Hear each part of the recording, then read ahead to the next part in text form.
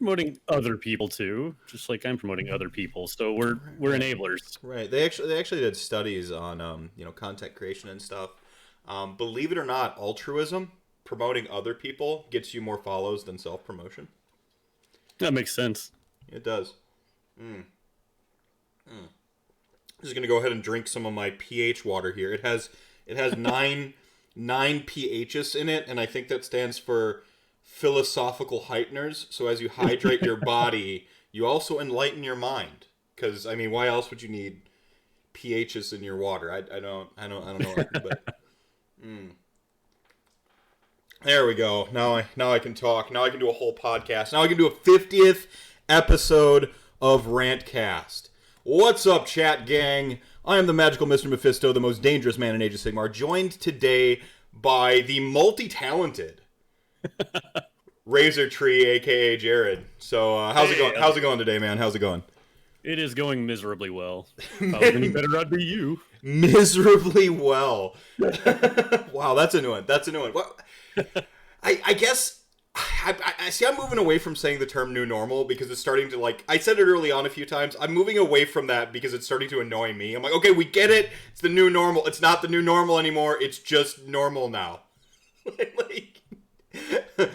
50th-versary. Yeah, 2 more rantcasts, and I think I have to artificially start a second season. Right? That's how that works, because that'll have been 1 full calendar year worth of content condensed into 6 months. Good lord. But you've actually been so I mentioned multi-talented at the onset. I mean, I can you do some bat reps, you've done some new player advice, you do music, you do a lot of stuff. You want to kind of take us through some of the stuff and then a little bit of a brief summary on your journey into AOS and what it is you do with Razortree Productions, what your goal, what your vision is, all that jazz. While I turn my lights on. Well, it's I'm glad you think it's multi-talented. I think it's just having no attention span, but I have to be busy doing something. But getting into Age of Sigmar, I started with, technically you could say I started with Warhammer Fantasy Battle, even though I never played a game. I bought some Dark Elves from somebody in 1998, year 2000, somewhere around there, out of the back of somebody's car trunk in a dark parking garage one day. I hope that's not hyperbole. Tell me that's the truth. No, that's the actual story. Fantastic. It's contraband. Hey kid, you want to see something pointy?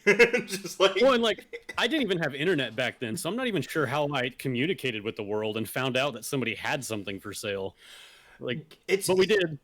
It's crazy to cast your mind back sometimes and be like, there was a time pre-internet, right? And how much that writing, for instance. I remember actually having a stack of Encyclopedia Britannica from Goodwill, that were outdated by I don't know, 15, 20 years, but it was anything at all in the pre-internet phase. So when I'd have to do papers, I just bust out the old encyclopedia. So I was always stuck doing papers about things from 20 years ago, growing up. This is what was available at Half Price Books. Don't fight me. Right? So yeah, you buy some pointy elves from a trunk in a dark parking garage, and yep, I did. All right, right on. That's exactly how it works, says Tristan. I feel like I was properly introduced to Dark Elves. This is the initiation, so yeah. You accepted it and you still paid me and you survived, so you're allowed to play these. Right. So, and you said you didn't really play a whole lot of Fantasy Battle then itself. Not a whole lot, as in 0 games. I never got to play any. Yeah. Were you always Go ahead. Were you always collect in that sort of perpetual collecting, hoping to one day play? Was it a lack of other players around? What kept you from playing in those days, those early days?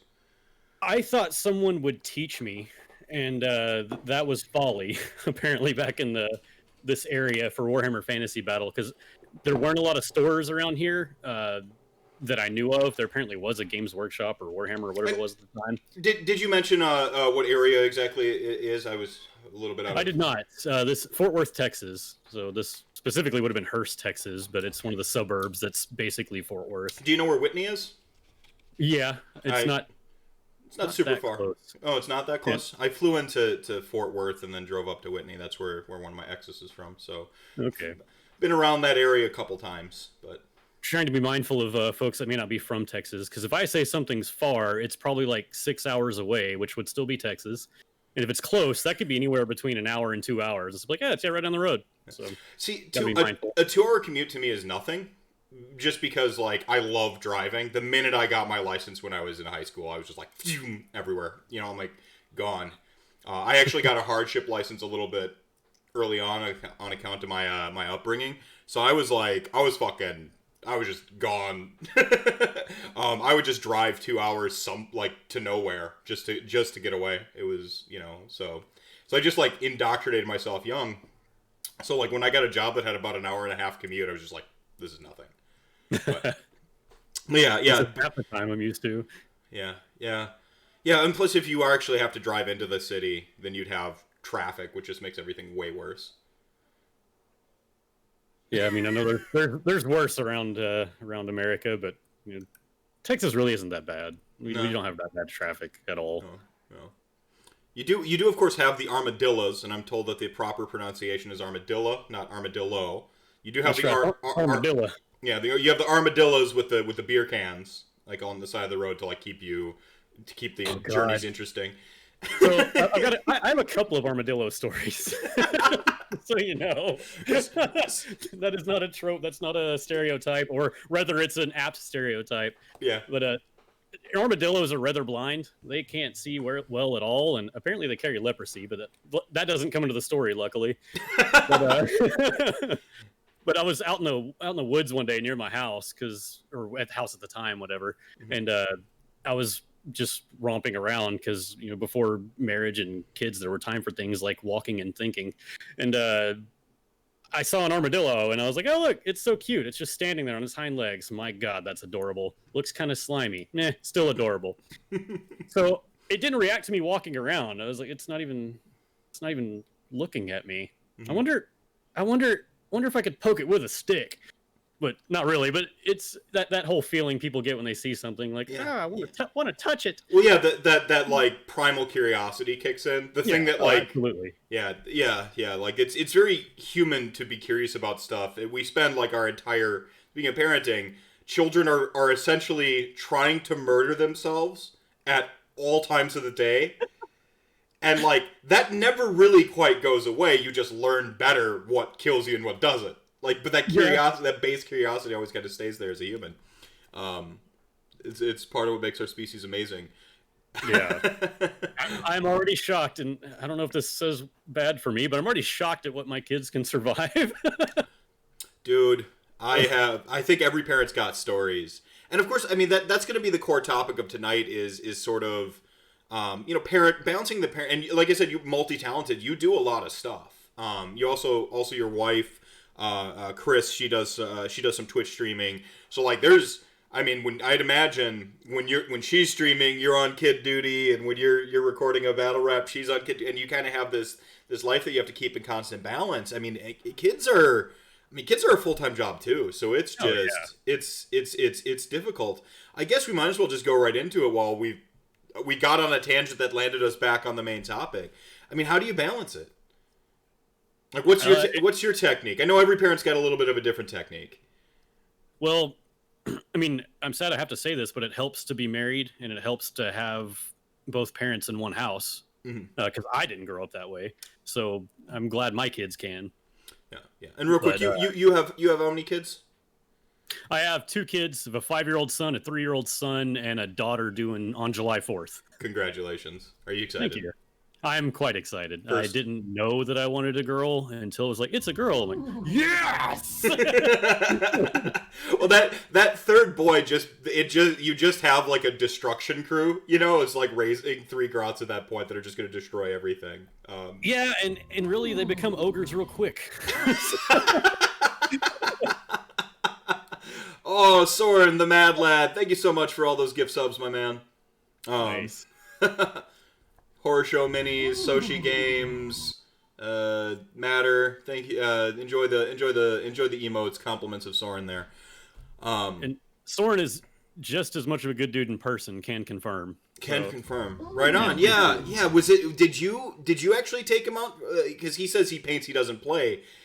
Were you guilty of like getting him to actually play? Was that you?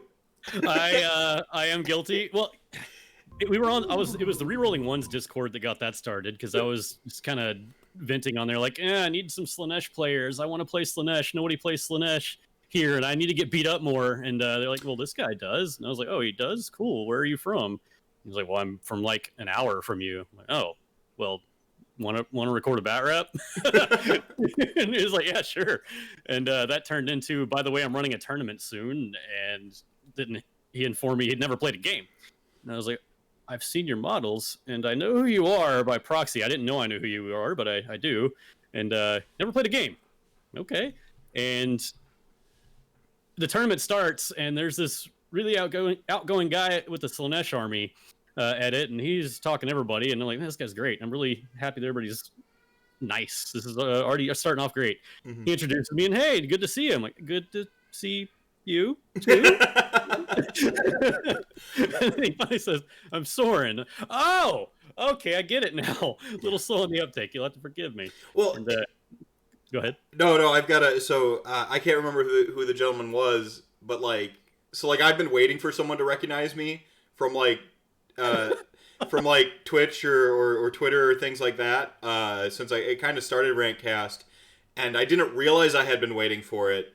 Because most people I go to with the tournaments, they knew me from the tournaments first. RantCast came later, and so I didn't really like. There weren't people who didn't like already know me just from that. So I'm like still waiting. So like I have to go outside of my region to go to the bigger tournaments, and so I went to Holy Havoc, and someone's like, "Hey, you're Mephisto from Twitch, or you're Mephisto from Twitter." I'm like, "I am, thank you," and I'm like, "I just thanked somebody for saying who I am." Like they didn't say like you're Mephisto, you make a great show, and I'm like, oh yeah, thank you. I was so eager to be recognized that I immediately yeah, just like I'm just fucking Breaking Bad here, like oh man, yeah. No, I mean Soren. Speaking of like parenting, like he's got teenage girls, like. Gaming is almost his coping mechanism for parenting.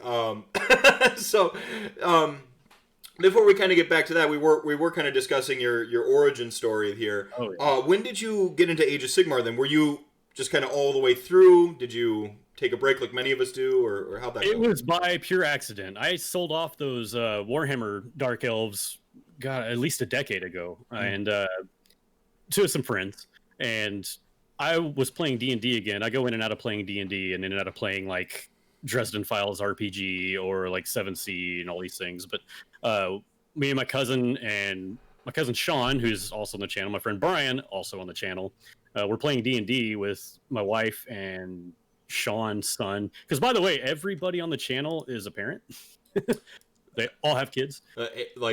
This could practically be the brand at this point. Exactly, yeah, because Brian has 2 daughters, Sean has a son, and I have 2 with 3, the third on the way. I mean, it's a lot of kids.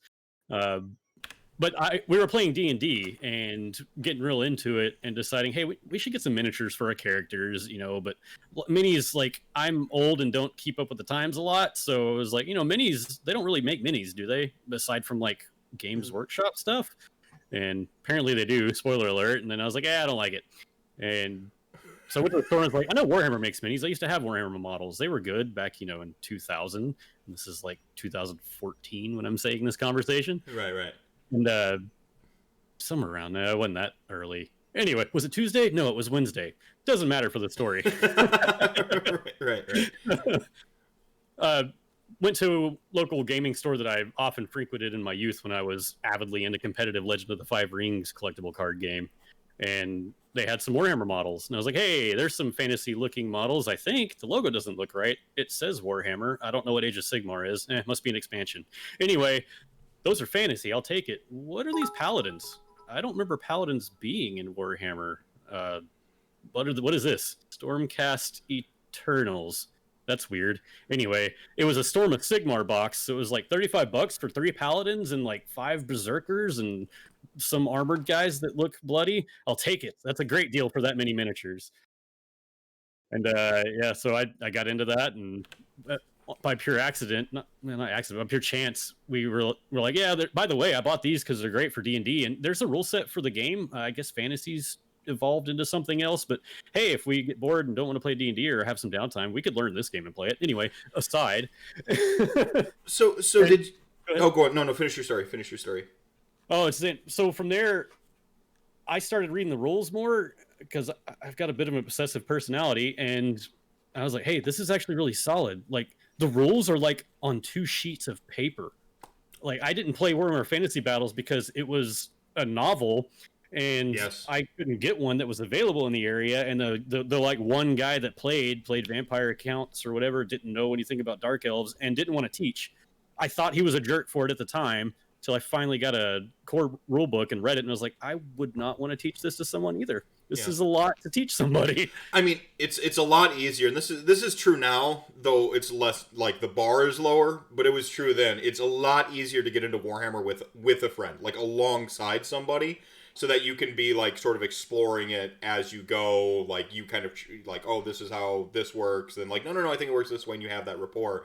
Let alone like you go back to, you know, the medieval ages, the dark ages pre-internet, when you couldn't just look up like Vince Venturella telling you how to paint on the internet, or some guy's bat rep, or learn to play rules like videos. You know, like gaming.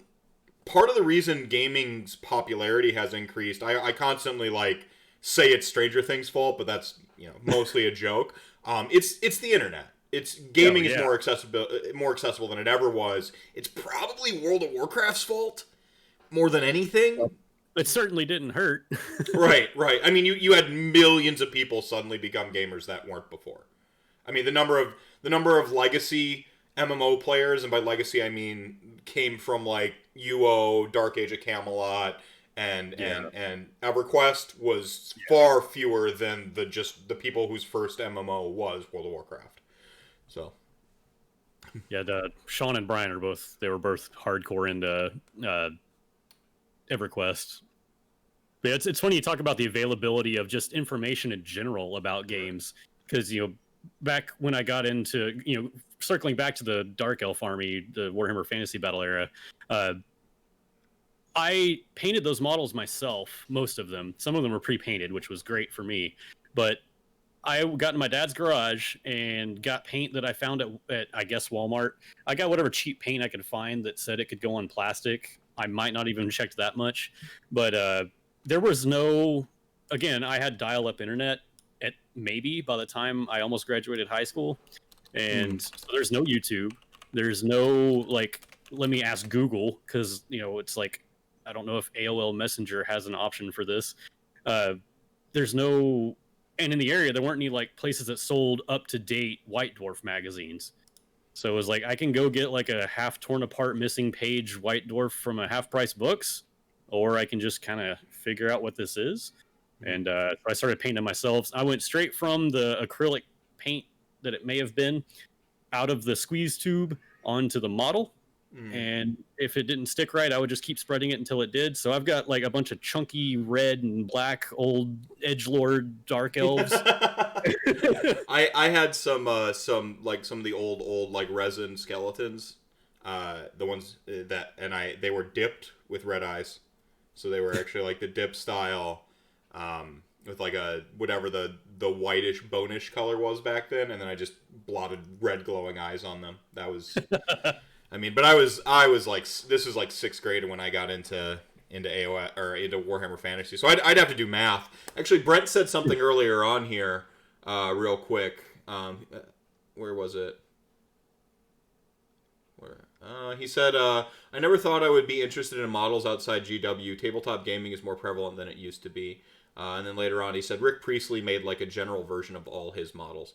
What did you mean by that, Brent? Did he like he made a general version, so like he had like some that he specifically made, because this is of course like one of the people credited for creating Warhammer. Did he make some like non like Warhammer models? Is that what you were talking about?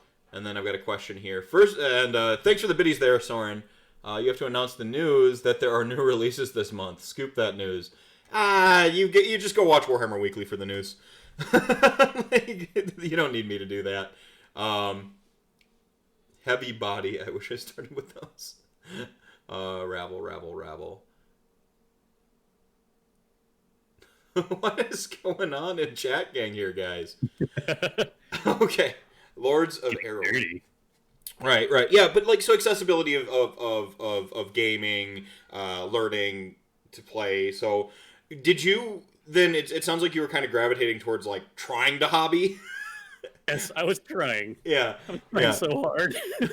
I was also failing wonderfully. So well, I mean, failure is just material. When you're a dirty creative, like failure is just material. That's all it is. And because I have a bit of masochism in me, it's those models that I sold off, that I painted and then eventually sold off.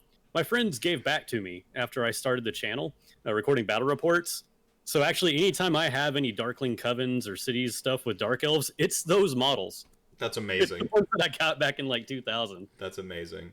And I'm actually like you mentioned D&D as kind of like actually your like anchor point. Was that like did you get into D&D like kind of organically? Were you one of the hero quests to D&D? Like how was D&D just?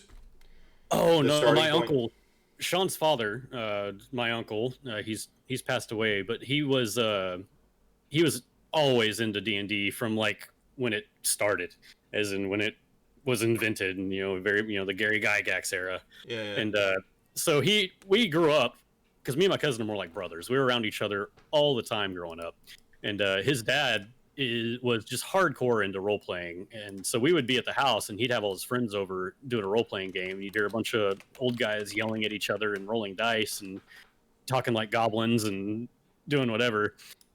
So we were introduced at a very young age. Basically, as soon as we were able to handle being at a table and listen to rules, we started playing Dungeons and Dragons. So we started with whatever was before second edition is when we both started. Yeah. I mean, the early origins of D&D, because it had like the advanced guides, and then it had like these little. I mean, that's where I started in AD&D. But even then, it was like the game I played the least. It was really TMNT by Palladium Books that I like was my gateway drug. Palladium. I'm sorry to go on this tangent already, but the fact that you even know about Palladium at all just does my heart so much good. And when I accidentally stumbled upon that picture in your Discord, I was like, "Dang, that looks like Rift's art, man. I miss Rift. Like, that is Rift's art." Yeah. We have a secret Rifts game. It's just me, Heywo, and my buddy Sam. Sam, of course. I talk about Sam a lot. He does not have an online presence whatsoever, apart from a Discord and like a Facebook that he never checks. He's my oldest friend. We're talking like 6th grade is when I met him. We had shared homeroom together. I walked over to his house one day to play, because I had already played like D&D a little bit, and he's like, we talked about video games and RPGs. So went to his house. Rolled up a freaking TMNT character while I'm sitting there. I look over on his shelf, and he's got like Prince Imric or whatever on the dragon, like old school. So this would have been like, like 98 or something like that, 96, 97. I'm 6th grade. I have to do math. Long ass time ago. And that was, I mean, that's that. And so I gamed with Sam all the way through high school, went off to college, met Joe in college, and Sam ended up transferring from his university to the same college I was going to. So then like, it's just been like the Triforce of like ever since. And so so Sam, we're running a Secret Rifts campaign.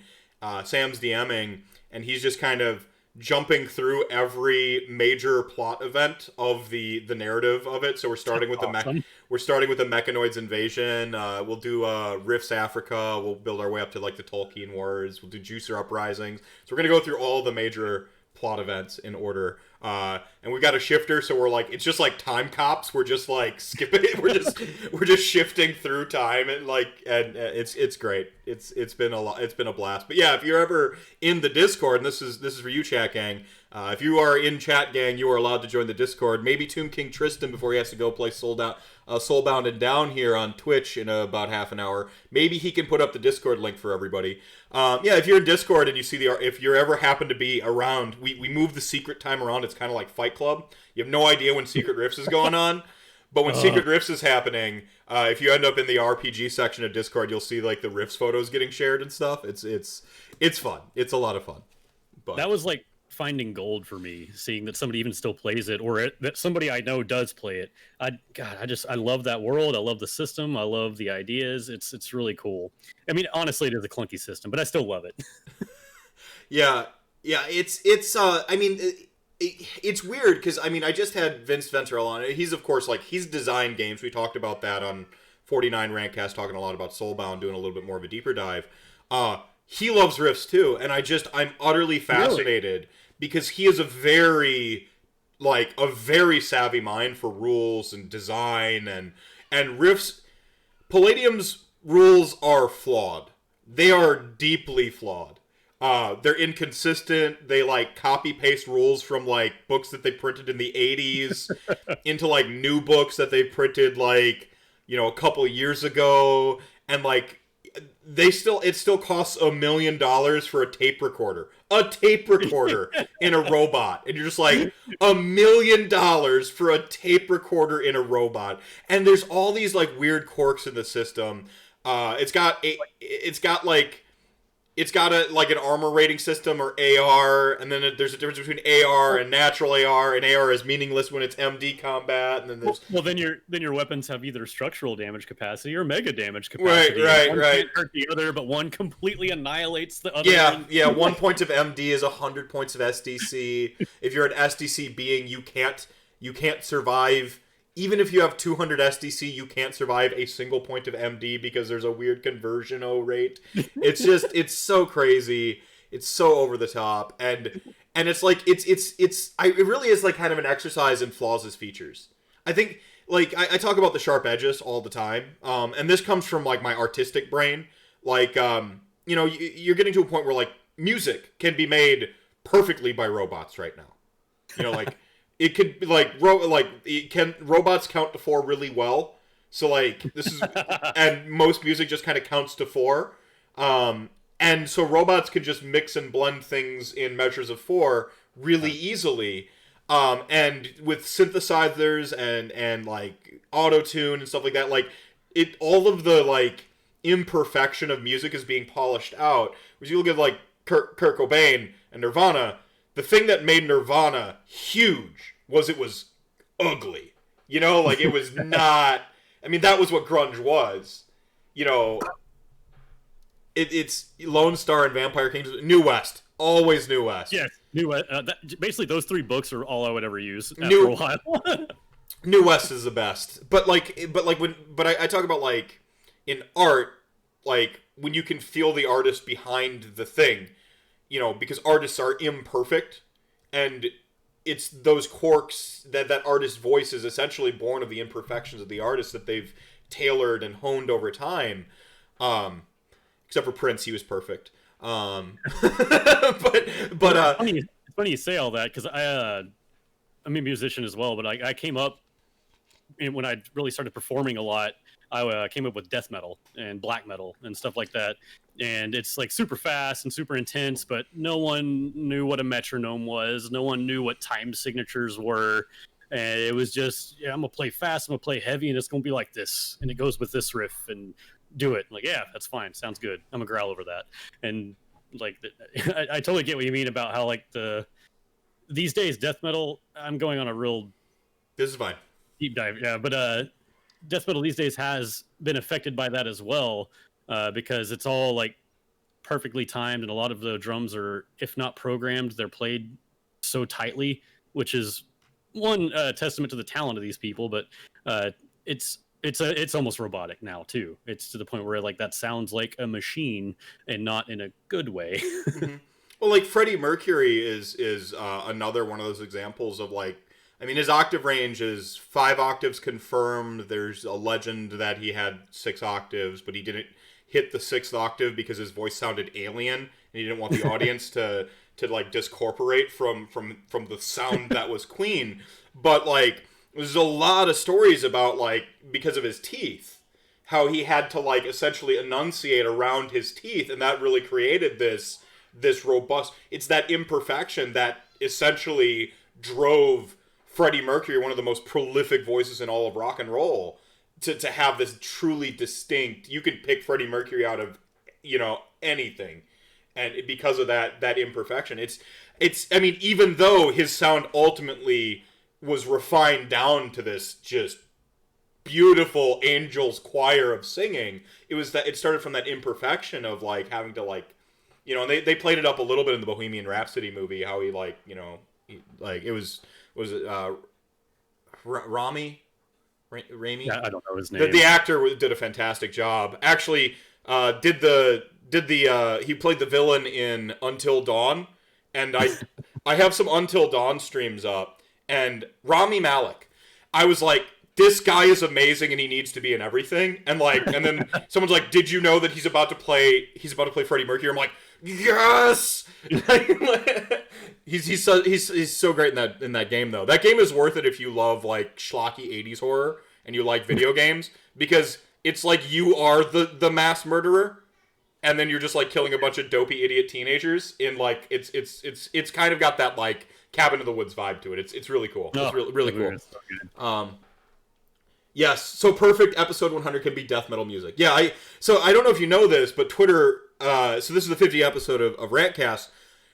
We're not doing anything special. It's 50 episodes. Yay, cool. We did it. We made it. But at episode 100, it's going to be RantCast the musical. So you're invited back on for that. You can, like, shred guitar if you'd like. Or what instrument did you play, or what instruments perhaps? Mostly played guitar and bass, but also did a lot of vocals in several different capacities. Yep, perfect. Perfect for 2004, musical. I toured Europe in 2004 with a death metal band as their vocalist. So right on. But it's funny that you say that about Freddie Mercury's teeth affecting his voice, because I don't know if this comes across right, but, like, I can't quite see. Yeah, oh well. But I've got really messed up bottom teeth. Like, everybody's fighting for the same spot, and it affects where my tongue can be placed in my mouth, and that's actually kind of helped me with all my vocals, because I know death metal is just growling, black metal is just screaming, but I can sing too. But it's all the same techniques for all those different styles. It's just the only thing different is air manipulation, is how you manipulate the air. You're using your diaphragm and stuff like that. Yeah. It's all how you do it, but, you know, even death metal, if you do it right and don't injure yourself, it's all diaphragm too. But you can get the sounds wrong and destroy your throat, but you can do it the right way and actually. Well, that's what the AFI guy. They were death metal right before they went radio punk or whatever. He ruined his vocal cords doing it wrong or whatever. Right. Yeah, and, like, I don't know what it's called. I guess screamo, but, like, Trivium. If anybody's heard of them, the singer of Trivium destroyed his voice because he used to do his screams wrong. Because you can do it where you manipulate in the air is, like, all way up in your throat, but you have to do it lower and push the air from your diaphragm. I get it caught in my throat, so I can't sing death metal because I know I'll blow up my vocal cords. Like, I know, like, I don't have the technique. Yes, death metal requires technique. Like, it's crazy to think that, like, you know, like, something that's just so guttural is like, yeah, you have to try really hard to do that. Yeah, it's like pushing as much air as you possibly can up and then immediately choking it out in your throat in different ways to get different octaves. So, yeah, it's weird. And then Soren, I love the Four Horsemen from Rifts, Africa, especially Death. He will not attack you until you attack him. He'll just scare the hell out of you. Yeah. They got the flavor across. It really, really great stuff. Like, if you guys, Soulbound has brought attention back to the humble RPG, and that's how we got on this whole tangent to begin with. I love that Soulbound's done this. I think it's a really good opportunity for people who, like, love RPGs but haven't played in a while to rediscover their love for RPGs. I think it's a great opportunity for people who have always been interested in RPGs to jump on board. You know, that they haven't really had that, like, bridgeway in. Now you do. Soulbound, it's easy, and quite honestly, I think Soulbound is a great salve for what's going on in the world right now. RPGs, you don't need nothing but your imagination. You don't need anything but your imagination and 2 to 5 willing participants. You know, Well, the Dice. great thing about Soulbound too is, since we're talking about rifts, it's like two ends of the spectrum as far as mechanics go. Not only does Soulbound have an awesome story that everybody that's in the Warhammer world knows, but even that are outside of it can learn quickly by reading the book, but the mechanics are also as inviting and as easy to understand. Yeah. It's like Rifts is fantastic, and I'm going to be one of the bigger fanboys forever. Not exactly the easiest system to learn. Soulbound, however, I mean, in one night, you could be playing a game. Yeah, well, I mean, especially with the character creation, the archetypes. Vince and I did talk a lot more at length about like designing your own character, I think. But and he's got next week, I believe they're doing their Soulbound episode actually on Warhammer Weekly. He's going to have like some of the Australians on that designed it and some of the playtesters. Remember, you don't blame them; you blame me specifically. I'm the playtester that phoned it in the most. I can't blame Luke for anything. No, you can't blame Luke. Sorry, it's just me. Aw. No, just me. And none of the Mortal Realms guys that tested it. You got to blame me. Sorry. I'm the one who phoned it in the most. Confirmed. No. You can. Brentwood, thanks for the biddies, bud. You can. You can really get going in a session, especially with like Vince's little spreadsheet document he made. You can get it in Dropbox on his Twitter. I mean, you can get right into it. The layers build out from there, which is what I always love about mechanics. When you have a simple mechanic that can be really deep and robust, the more layers you add onto it. There's some clunkiness to it. But like you said, it's really easy to get into. Riffs, I don't feel like teaching people riffs right now. So I'm like the people you knew with Warhammer back in the day. That's how I am with riffs. Like I can't. And it goes deeper than that, because like even if I meet somebody who knows riffs and Palladium games, well, you don't know how we play riffs in Palladium games, because we've heavily modded the game to function and fit our way. So like, oh yeah, that's so true, because we did the same thing. You have to. It's hard to function by the book, because you can't function by the book. It has the rules, but they're not going to work when you start playing. Ultimate Edition, it was a really good Band-Aid, but it's not perfect. So, yeah, but like, I'm sorry, I cut you off there. Oh no, I mean, you're talking about riffs, so I could sit here and listen all day.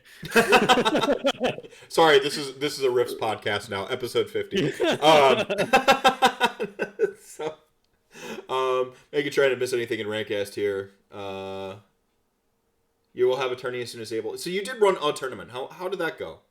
It went wonderfully. I thought it seemed. I almost said your real name, Soren. Tell me if I can or can't say your real name, by the way. Soren seemed to enjoy himself. Didn't he take second or third? He got second place, and the reason, not aside from being awesome on its own, he had never played his first game until that tournament. So his first game was a tournament. It was a 1,000-point tournament, by the way, because the intent was to get newer people in to where, hey, these games are going to be competitive, but it's not overwhelming or scary because it's not a big full game. So you can afford to build an army for this, and you can step your feet in, dip your feet in the water for a competitive scene to see if you like it. Because, there's around Texas, there's a huge amount of support for narrative and like Path to Glory and, the hobby itself, painting, building, which is awesome. But there's, while there is a lot of support for competitive, there's not, I don't think there's enough for people that are starting. If once you're fully in the competitive scene, like Texas is fantastic. We got tournaments all the time. You got Defenders of the Citadel guys. You got Austin, San Antonio. Like there's so many great opportunities to play full tournaments. But I know for me, I basically approached it like, what would I have liked, and what would I have enjoyed and been willing to do getting into the game.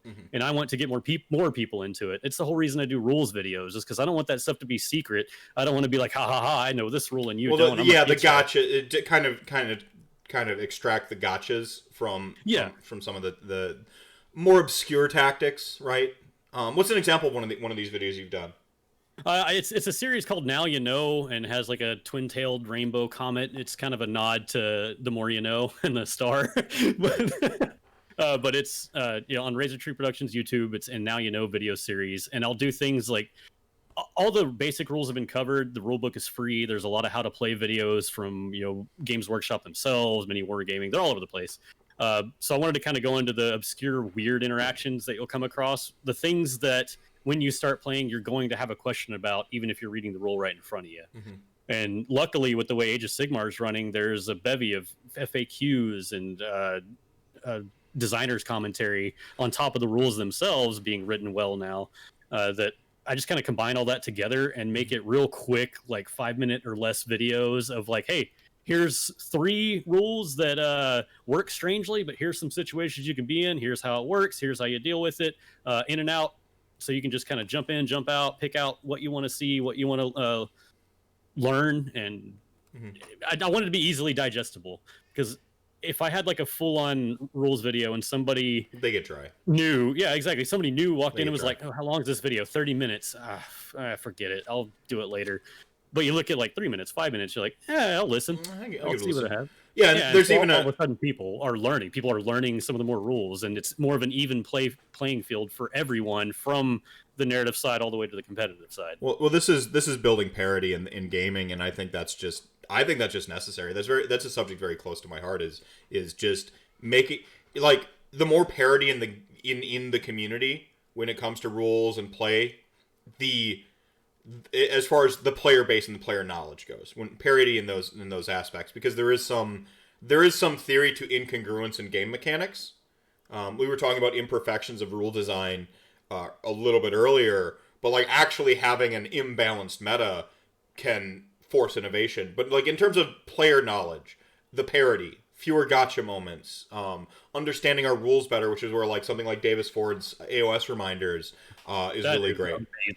Yeah, and like charges, I remember having to like talk to, try to explain to somebody how Van Hels interacts with a charge. So if I charge, I kill your chaff.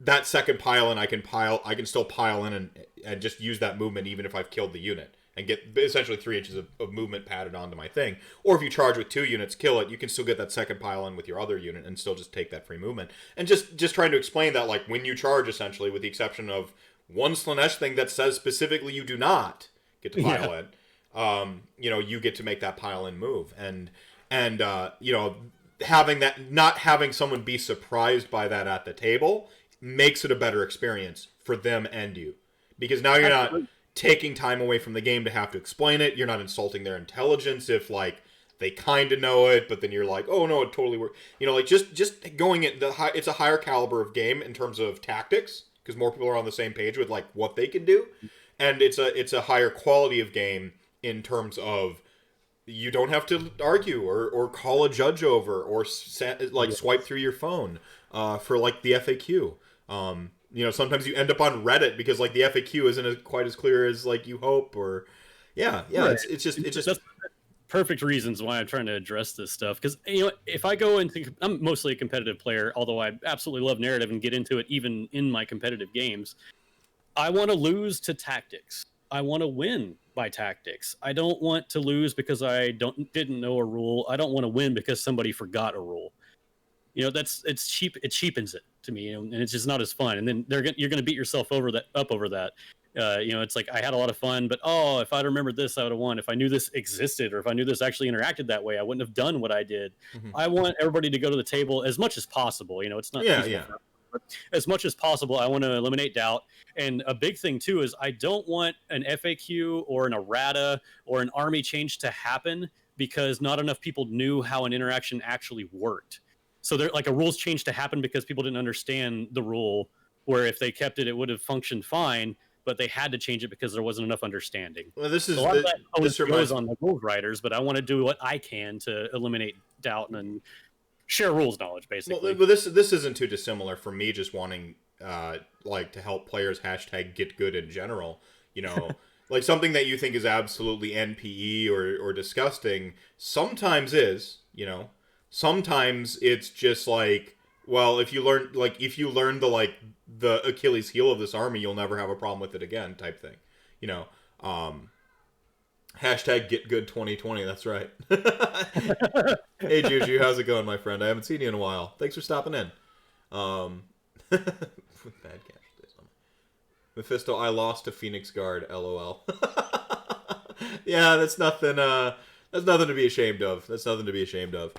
Yeah, he's downplaying it too. Because to be fair, I had two 30-man units of Phoenix Guard in that army. That's a lot of points to Phoenix Guard. That's like half. That's like half of an army. That's all you need, baby. Trust me. But yeah, he still destroyed both the units anyway. So it's like, oh, I lost. Yeah, barely by like 1 point, and still almost tabled me. I like those the the other thing I like to kind of teach is to like finding enjoyment in a loss. Well, you're going to learn more from a loss than you'll ever will win. Right. And I'm not advocating like being a total like masochist and loving getting your ass kicked, but like that wasn't free reign to crush everyone. Yeah, crush it. No, learn to enjoy the loss, like smell the glove, like it puts the loss on its sheet. Yeah, like it puts the loss on its sheet. Yeah. Like I'm not saying that, like, but playing to learn the lesson as opposed, like when things seem like you've lost hope in the game and you're like, I'm going to lose.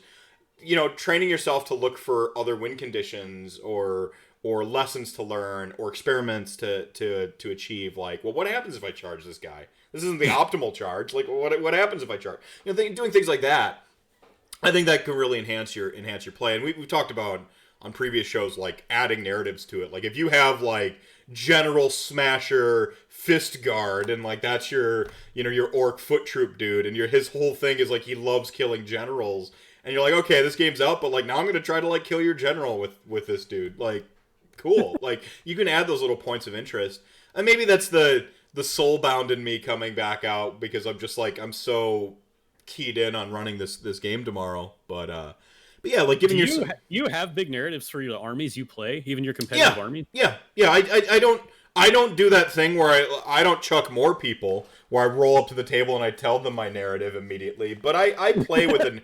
with a narrative in mind and like a persona. Like I'm always my persona for the most part.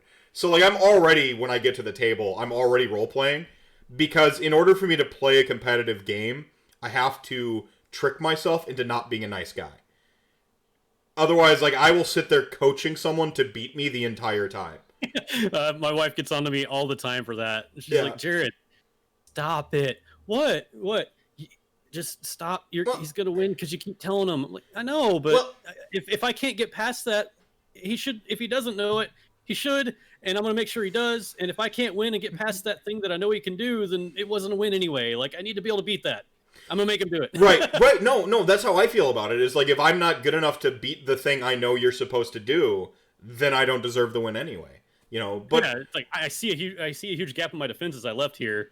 You should take it, and if you're not, you should have. And I need to know that I left that defense. Yeah, because I'm not going to learn that lesson. I'm not going to learn that lesson unless I get shocked, right? Like, if you let me fix it, I won't get shocked, and I won't get that operant conditioning to where I know. But that's me. Other people can like learn their lesson without being punished. It's just we're all wired a little bit differently. Yeah, Chris, my wife, she can, learn not to do things by watching, and just in life in general. And I never that's a rare talent policy to work for me. Also in life in general. Well, see, I wonder if that has. So I'm the writer brain. I see the world in terms of like words and narratives, and I won't bore people with the minutia of it. But that's a very like. If then, like, there's some feelsies involved, there's a little kinesthetics because of my personality involved. So, like, I need to experience, I need to fail. Because, like I said at the early on, failure is material for writing. Like, if I screw something up, every chapter I write that I don't like, it's just one step up the ladder to making something I do like. Like, people out there who don't need that, like, to take the L to learn, or they don't need to like experience that stuff. Like I envy them, man. That's awesome. Soren and his 80s Marauders. I definitely have to experience it. It's hard to explain, especially with real life interactions when it's like, you're probably going to fail that. It's highly likely you're going to fail. Yeah, I know. And you know how to avoid it? I do. Why are you doing it? I want to know what the fail feels like. And I might not fail, by the way. Yeah. Because I perpetually have that voice in the back of my head that's the Dumb and Dumber. So you're saying there's a chance. Yeah, yeah. Well, that's the boxcars to win it, right? I mean that's part of the fun of Age of Sigmar, though, is those like you're saying there's a chance moments, and then when it pays off, that's where you like boom, and you just that's when when you're at a tournament, you hear that guy shout across the room, just like yes, because they did the high risk play. Yeah, it's the Skaven rolling a 1 on their warp cannons. Like, I'm not traumatized. Or getting the 13 and summoning the freaking the warp seer or whatever. Like you just like lose your mind. Those high highs. But so how many people did you actually have at your tournament, by the way? You mentioned 1,000 points trying to get new people in. Not to go way back in the way. 8 people, I think it was the first tournament that I'd ever run. It was the first tournament that the store collected comics in Fort Worth. Bump. But first tournament Thor had ever run as well. So I mean, I was happy with 8 people, and obviously Soren was there. That is twice the amount of people that showed up to my first tournament. Really? Yeah. So you're all right. Isn't it cool that you can have 4 people at a tournament and it still be good though? Yeah, I mean, we did round robin, 3 rounds. Everyone played everybody, and we made it work. So it wasn't too bad. In the end, you still got 3 games of Warhammer in, so I imagine everybody was still happy, right? Yeah, and the look on Mark Ramchek's face when he won the soft score award of a waifu pillow was fucking priceless. I will never. A waifu pillow as reward. Yeah. So for the soft scores for painting and sports, we had waifu pillows. Pardon the language, but now I feel like a dick. Why is that? I was like, here's some Razortree dice. No, man. You gotta. I couldn't afford to do anything, so I was like, shit, what do I have? Yeah, right, sorry. Get on my level. So waifu pillows. Yeah. I'm on it. No, I have this wry sense of humor that doesn't turn off. You know, it's always the tongue in cheek, I can't stop it. And so it's like, oh yeah, soft scores, a pillow as a trophy. Like I thought the joke was fucking hilarious. You know, I just thought it was the funniest thing ever. I'm just picturing like a Nagash waifu pillow, or like my Celestant Prime rocks me to sleep at night. Like Gender Bender Celestant Prime or Nagash waifu pillows, like or Husbando. Like if they drew like cute Nagash, you know, like I would love that. With like big hearts for eyes. Like cute, like a cute chibi Nagash, like on the Husbando pillow. Like it'd be awesome. Yeah. Like I can't wait to hug you with my hands of dust, like Desu. This pillow automatically casts protection of Nagash. Yeah. This pillow. The pillow gives you protection of Nagash. Don't worry, I won't let those bad dreams get you. You get a 5-up save and can teleport away from the nightmares. I wish I could portray the images in my head. Oh man, it's all very anime heavy. Just Mr. Meth, not a weeb. You're making me sweat laugh now. Sweat laugh? It's like the meat sweats, but from laughing. Yeah. Oh yeah, man. No. Just wow. Now I've got like all these waifu pillows with gender bending. I have all these crazy things. Like, all right, you know, here's your Godrak gender bender waifu pillow. Gender bender Godrak still has the beard though, and if you get into a pillow fight and you knock someone over, you can take a step and knock somebody else over with the pillow. Like they're still in range. The pillow is half as big but twice as effective. It's got twice the down and half the length of the pillow. Oh man. So tournament support's gonna get weird this year, but hear me out. By the way, Mr. Mephisto, I have a week of vacation in late July around my birthday and no place to go, just saying. Late July, isn't that when NashCon is supposed to be? I believe. We can get back to you on that. See, I need to get out more. Yeah. No, see, I mean, this is... So, speaking of, like, Animu and all these things like that, I had kind of like a tumultuous upbringing. I mentioned it a few times on RantCast. I didn't, like, really have parents directly, and so, like, the best part of being a parent for me has been actually, like, sculpting my own minions. Yes. And so I've been allowed to, like, essentially curate my children's interests. This is the nerd equivalent of vicariously living through my football playing son. Yep. Except I'm like, I never had a dad to, like, take me to Animu conventions and buy me waifu pillows. Damn it, you're gonna have a waifu pillow. No, not, we're not ready for the waifu pillow. But that's a decision they make on their own. Right, it is. No, but no, I mean, my method for parenting is very much the expose them to the things and then let them make their choices. Yes, absolutely. I'm same way. So I mean, your kids though have to be getting to you said one's 5. What was the other? 3? Was the other? The other one's 3. Yes. Yeah. 5 and 3 is enough to, like, eat your controllers, right? Want to like completely copy you, or like smash your model, which is what Lily 3, my daughter, did to Nagash.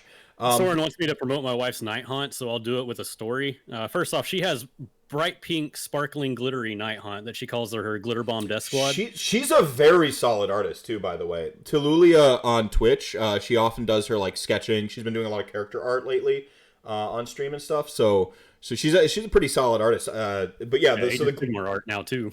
Right on. So Glitter Bomb Death Squad. So I can't remember where we were taking it. Probably to my cousin's house, but she had all of her night haunt in just the box they came in, just all painted up, everything sitting in the floorboard of our van. And my son had, like, an oversized monster truck, and he just gets mad and is like, "Is that Lady Olander?" Smash! Oh no! Throws it right on top of Olander. Oh no! And the shades of red that basically my wife and I both turned. It was like just yeah. Can't do anything about it. Glue is fine. But yeah, you wouldn't know that it broke by seeing it. But man, at the time when the first time your kid breaks your model, they just shatter it. It's hard to get through, and you realize I'm getting mad that his toy broke my toy. Oh my god, that's funny. That's a little bit different from my take. So I was actually at NashCon. Speaking of NashCon, oh nice. I've told this story a couple times now. Yeah, I've told this story a couple times now. I came back from NashCon, so I've been away from. I've been doing tournaments for like a year solid. NashCon was kind of like the second year of tournaments then. So my kids are familiar with me going away to tournaments, and I'll have to ask your perspective on, like, kids and if they're noticing dad and mom do content creation and how that is. So we'll pin that question for now. But Lily and Colin, my kids, have noticed that I go away for a tournament. They know I'm playing Age of Sigmar. So I came back. I set my stuff on the table. I'm in the process of, like, sort of ferrying my belongings upstairs, and Nagash is just sitting there on the dinner table because he rides in the front seat shotgun. He doesn't ride in an army carrier. Come on, nobody puts Nagash in an army carrier. It's supposed to be like nobody puts baby in a corner. It didn't quite land, but I'm happy I attempted it. I got it. so I'm taking my stuff upstairs, and in the time that, like, I get some stuff and I'm, like, putting things away. Molly comes upstairs. She sits me down in my office chair and she goes, "Okay, are you don't be mad." But he looks so solemn. And then she pulls out, like, Nagash in, like, 3 pieces from behind her back, and I'm just like, so, like, I go downstairs and she's like, Lily feels really bad about it, and so I go downstairs and Lily's, like, in the recliner like this, and I wasn't mad. And I have a temper. I mean, I'm an Irish stereotype. Like, I have the temper and everything. I'm passionate on the internet often, and I get angry as a joke. Of course, I have a real temper. Me doing like rants and stuff like that is my way of taking the piss out myself, because I know I have, like, a real temper. So if I turn it into a joke, then maybe I won't get really mad for real. But I digress on that. So, but like, I expected to be mad. Like, I really did. Like, and when Molly showed it to me, like, I was sad initially because, like, oh shit, my Nagash is broken. So immediately, like, with sadness. But she did a really good job my partner did a fantastic job of like centering me first. And that's just part of parenting, right? Like you gotta have each other's back. So I go downstairs and I see Lily, and I'm like, oh, and my initial reaction was just like, I go away to these tournaments, one a month or one every 2 months, and she thinks Daddy goes to play with this stuff. If I play with this stuff, then I'm like Daddy, and I'm like, I can't be mad. She played with Nagash because she's like, yo, Nagash is the best, and she was right. Now she didn't have the full faculties to like not break him, right? But yeah, and now he's put together. You can't tell he was ever broken to begin with. And I have a hobby goal this year. I don't know with COVID if I'm pushing it back because I just haven't been keeping up with my hobby. I haven't had the tournaments to motivate me to like get stuff done, and I need that external motivation. There's many people I'm sure do. So I don't know if it'll be this year or if I'll push that back to like next year's hobby goal. But I want to do a new Nagash. I'm gonna do. I saw this. I think her name is Laura. I know where you're going with this. I saw her Nagash on Twitter. It's amazing. To steal a Jack from Rerolling One's term for him, it's Swagash. He's just the most swag imaginable. Like he's standing, he's got this lean, he's holding the staff over the shoulder. Like oh, that's so good, so good. I'm like, I was gonna do like a sort of like I had intended to do like the Nagash on the throne with the board lean. Some version of smug is really like what I'm getting across here. But this is peak Nagash. I mean, I run him in Petrifex Elite right now. This says I'm going to walk towards you and fight you in melee. It's so good. Like the floating Nagash says I'm going to cast 8 spells a turn and ruin your day. The other one says I'm gonna pimp walk up and hit you with my cane. It's so good. Is that a soul you got there? That's cute.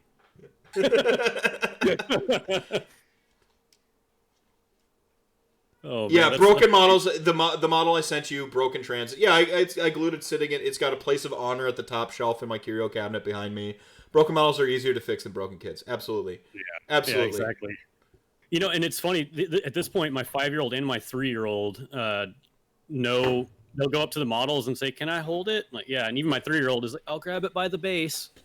There you go. So they even know not to. They can identify a model and already see a model's a toy but fragile, and we'll say those are models. I like your models. To the point where I made a big move the other day where I record the battle reports in the house is like a back porch room that converted into a room, and I was able to move all my bookcases of models out there in the open, and they're safe. Like I don't have to keep them hidden from the kids anymore. They just will stand and look at them on the bookshelf or be like, "Dad, can I grab a model?" "Yeah, you can. Do you know how?" "Yes, grab the base." Good job, son. Yeah. So to my question about like they've clearly noticed like this is a thing mom and dad do. They started to take notice of the podcasting element, the bat rep, like surprisingly yes. It's also the point where I don't have to wait till they go to sleep to record battle reports anymore. This last battle report I posted is with me and Brian. Playing Hammerhall, he's playing Skaven, but we were actually able to start that during the daytime because the kids now, I just have to tell them, "Hey, we're about to record a battle report." I can really say that. I'm like, "Oh, okay, if I come in here, I'll be quiet." Perfect. If you're quiet, you can come in here.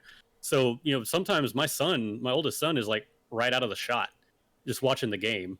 And that does my heart good. First, that he's enjoying it, and second, that he's able to understand, like, oh, I don't need to talk because then, and he's actually said this, it's hard for Dad to edit the audio if I talk while he's playing. Well, that's amazing. How did he gain this wisdom? Like, I'll edit this stuff during the day because a battle report that ends up being hour and a half or so will take me 6+ hours to edit. Yeah. So I'm doing it throughout the week because I don't have a lot of time to sit down. Basically, there's an hour or two after the kids go to bed, if they go to bed on time, where I can spend to edit. And so, my goal is to try to get one video out a week this whole year. And so far I'm doing pretty good since Adepticon at home. But it's really hard to hold to that schedule when I have a full-time job. I'm blessed to have been working this whole time. Right. And B, marriage. see two kids. I forgot what letter I'm on, but Q. I also live with my. Go ahead. Well, that's the parent alphabet. B, Yeah, exactly. Q, E, 5, 6, purple. Delta, yeah. Delta. Like, Yeah, I live in my grandfather's house. We moved in here about a year or two ago because he's 91 and he's got COPD and emphysema, is on oxygen, and can function on his own but can't live by himself. There's been incidents where we need to be here just in case. Right. There's a lot of stuff to juggle on top of editing, recording, writing, because I don't just, despite what it may look like, I actually do plan out what I record. So it takes time. Never tell them that. That's my secret to RantCast success. I don't take notes, anybody watching RantCast, and I'm bad at winking. So I'm going to say wink. I don't take show notes. You can tell. No, it's so how do you do it, man? Like how do you do it? When things were as they were before the temporary pandemic that we're in, Chris and I would give each other a night during the week where it was like, okay, so Tuesdays are my night. She takes the kids. I go and do whatever I want when I get home from work for however long I feel like, and that is when I would record battle reports or write content. And for her, she would get like a Wednesday, for example, and I would take the kids. And sometimes I was leaving the house because then she'd be like, I'm going to stream now. I'm going to start drawing again. I haven't been able to do that much. And we've kind of got into the system where we just juggle and take turns. And we have some scheduled time, which is hard because I am a very sporadic, very spontaneous person. Always have been. And you can keep that a little bit with kids, but you have to add scheduling, even on a small amount, to manage your time. Because time is so precious for me, because I want to make sure that I'm providing for the family, but I also don't want to go insane. I want to make sure I still have my hobby. And, it's mutual. The fact that Chris, she's a stay-at-home wife too, because that is a full-time job with lots of overtime. And we honestly could not afford her to not be home with the kids. So, I mean, I don't know if I've rambled on enough and made any points yet, but that's how I do it. No, plan, schedule, and teamwork. No, I've actually got Chris's stream up here right now. She's working on this dwarf a little bit ago. It's pretty fantastic. I think that is her Soulbound character. The first one that I actually posted the video of on my channel too. She streamed doing my, going back on to something we talked about earlier, is how you have narratives for your army even when you're playing. I have narratives for mine too, and I made a kit bash of a Knight Azeros where I used like I wanted to be from Gur. Hey, what's up, Garrus? You want to say hi? We're talking about you. No. No. Okay, it's Mr. Mephisto. Hey. Yeah. There you go. Get him out the room. It's Mephisto. Runs. That's funny. But I do like having narratives as well. So I made a kit bash I wanted to, like, I know there's Stormcasts that their souls originate from realms, but like, what if that actually came across in how they look after they're reforged? Mm-hmm. And so I made a Norton Knight Azeros that has like a Griffhound head and the wings of a Star Eagle, the cape of a Vanguard Hunter, the body of a Vanguard Hunter, the legs of something. No, it was a body of an Azeros, and like the tail of a Palador. It's crazy. His name's Archibald Tomerinder because I had the idea. What's up? 1 second. Yeah, Hitman. That is the power of improv. You're right. No, it's I mean, I basically for RantCast I follow a lot of the same tenets I do as a GM, where I have essentially my beats, my notes, just little single sentence prompts for myself. But then from there, it's improv. Because in RPGs especially, you want to leave a ton of wiggle room for your players to have agency over the game. And in the case of RantCast, the player is the guest. So you want the guest to really have that space between my little beats. And that's how this improv thing works. Crap, I told everyone my secret again. Shit. God, we're giving away so much. Yeah, giving away all the secrets today on RantCast.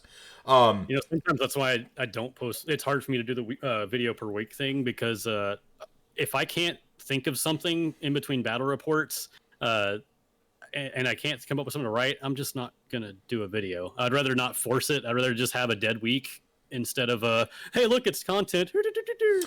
And that's probably better for your honestly. That's probably better for your mental health. You know, Yeah. It's creator burnout is real. It's hard to do stuff like at will all the time, constantly. You know, you've got to kind of train yourself to. The RantCast schedule has actually helped me because I am a very chaotic person in terms of my organization and the way my brain works. Like, I'm spontaneous, fly by the seat of my pants. Like, I'm very much that type of person. Ooh. Wow. Thank you so much. 5 more. 5 more subs. Hey, let's do some multitasking here. I really need to take a bathroom break. And then I can go ahead and... Yeah. I hear that Soren has a giveaway. Yeah, you hear that Soren has a giveaway. So I'll go ahead and talk about the giveaway real quick. Will you take a quick break? See, I'm not the one leaving my own podcast this time, everybody. Soren, thank you so much for those gift subs.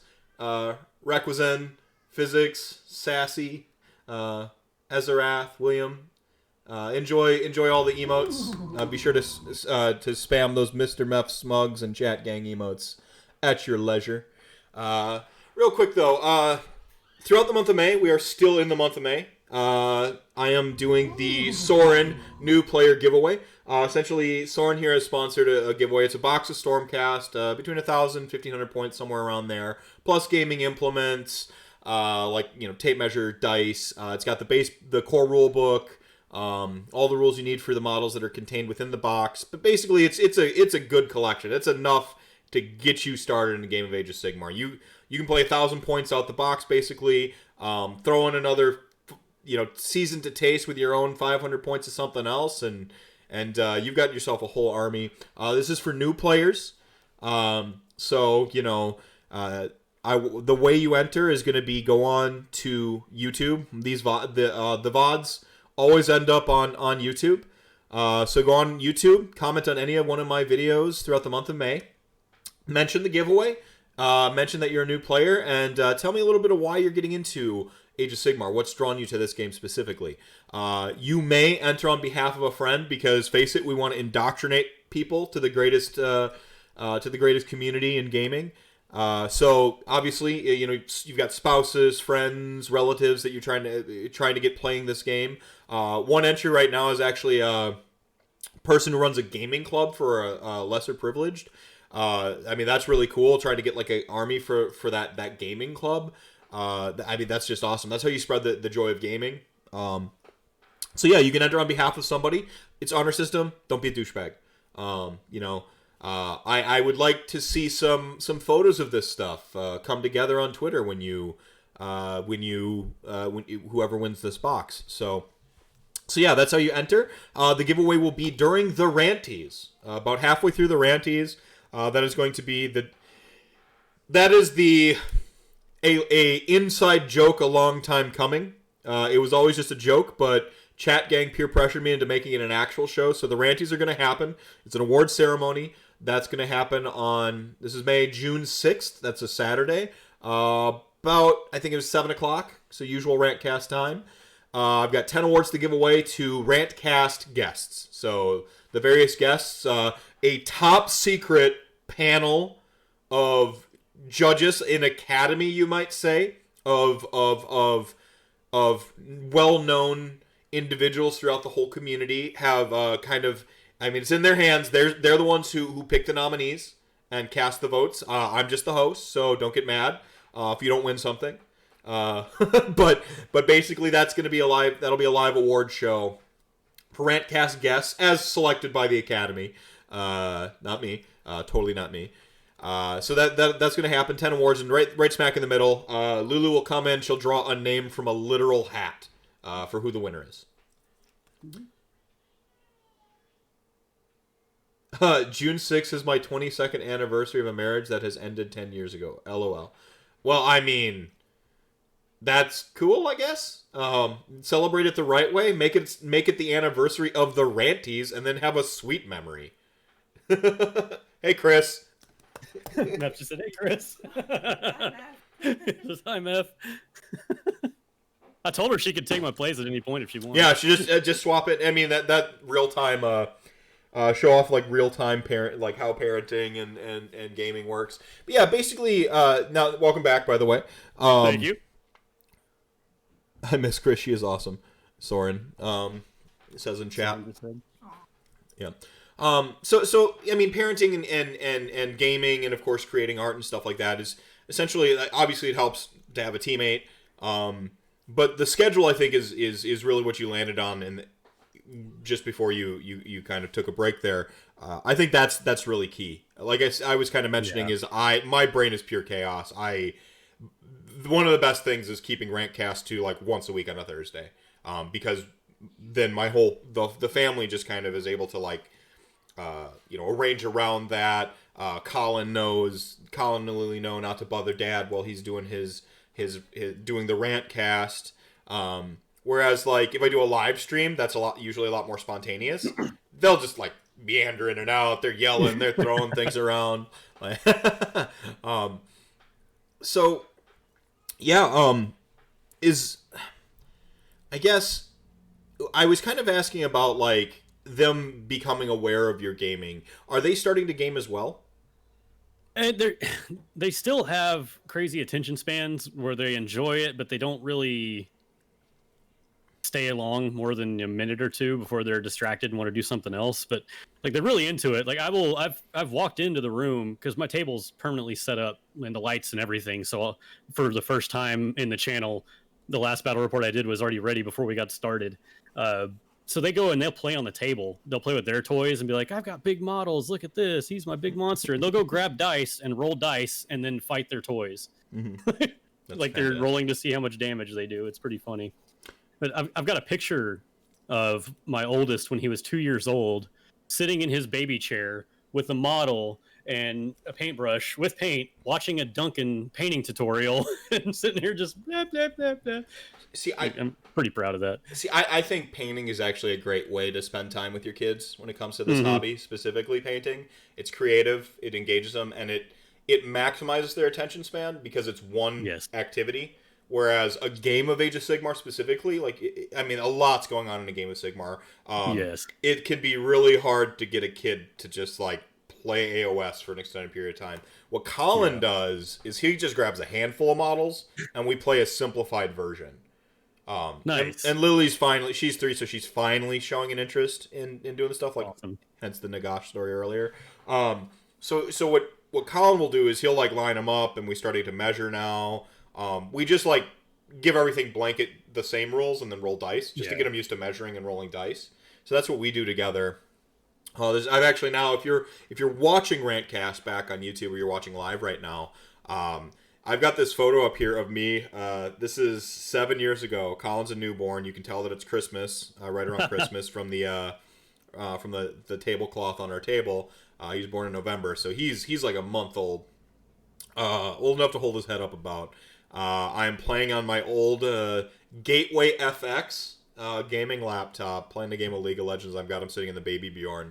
Molly I started out playing the game, and then Molly had to do something quick, so she just came in and like lassoed the baby Bjorn on me and like threw Colin in it. So then we got this like really funny photo of me like feeling kind of awkward, but I mean, that's funny how that works, though. How you can just be handed a kid and you're just like, yeah, whatever. You don't even break stride. You're just like, I'm gonna play this game, but here's a baby. All right, cool. Anyway. Yeah. It's crazy. It's. Sorry, my wife is bringing me the ability to take part in the chat gang drinking games. Oh, there you go. There you go. See. Man, now that's that's amazing. I'm not gonna say I'm a lucky man, but just heavily imply it.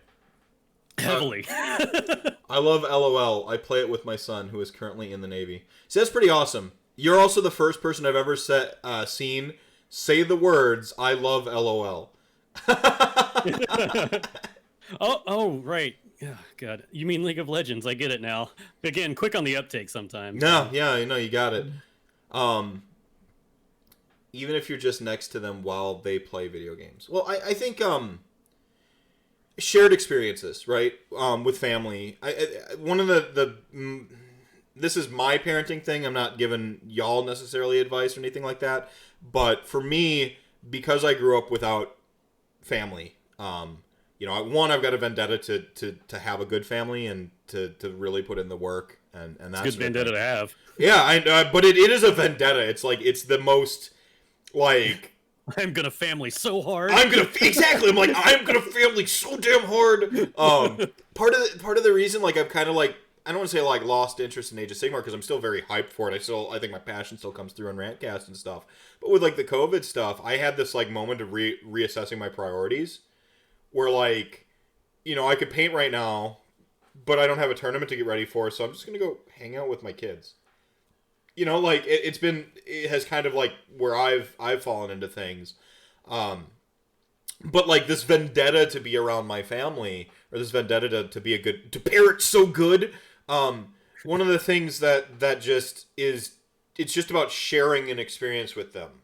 I like the thing that I noticed the most growing up was just not having anybody, and how much it would have meant to me to just have someone physically there while I did something. So playing video games together, I almost don't care what it is, as long as you just do it just do stuff with your kids. Like I'm not gonna judge if it's football or video games or puzzles or whatever it is. I mean, there might be more quality uses of your time, but honestly, just doing anything with your kids.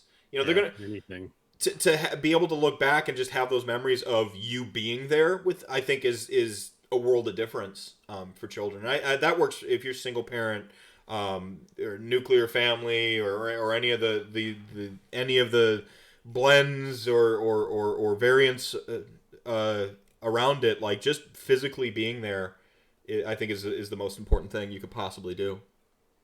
Yeah, it's true. And Soren talks about in chat, time together is the most important part of any relationship. It can be something as simple as eating dinner together or being on your game system's phones in the same room. That's so true. We have a thing that we've always had as a family because it was big for me growing up, since I was lucky to be able to experience this. But having dinner with the family every night, and no electronics, no distractions, just all we have is our food and each other. So tell me about your day, and it can get kind of short and or comical when you have a 5-year-old and 3-year-old tell you about their day. But still, it's a process I want them to know, and I want them to be involved in, because you have to be able to stop at some point to Slow down. Yeah, exactly. Slow down. Yeah, Perfect. yeah. You got to slow down.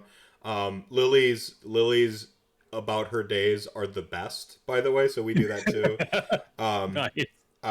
We're not supposed to have our phones at the table, but every now and then Molly will, or I will, depending. Like tonight, I had my phone at the table. I said, you sent me a message, hey, I'm ready for RantCast. I'm like, finishing up dinner. Like, so I actually I broke our rules, by the way, but I did. You say that, but I felt that. I was like, he just pulled his phone out. I'm not even joking. I was like, I feel bad. No. Like, but I did it. I did it for you, man. That's how much you mean to me. Well, thank you, sir. Scholar and/or a gentleman. Yeah. But not in that order. Ask the kids about their day. Yeah, well, that's the thing is like asking. Lily's big thing today was she got a rarity cup.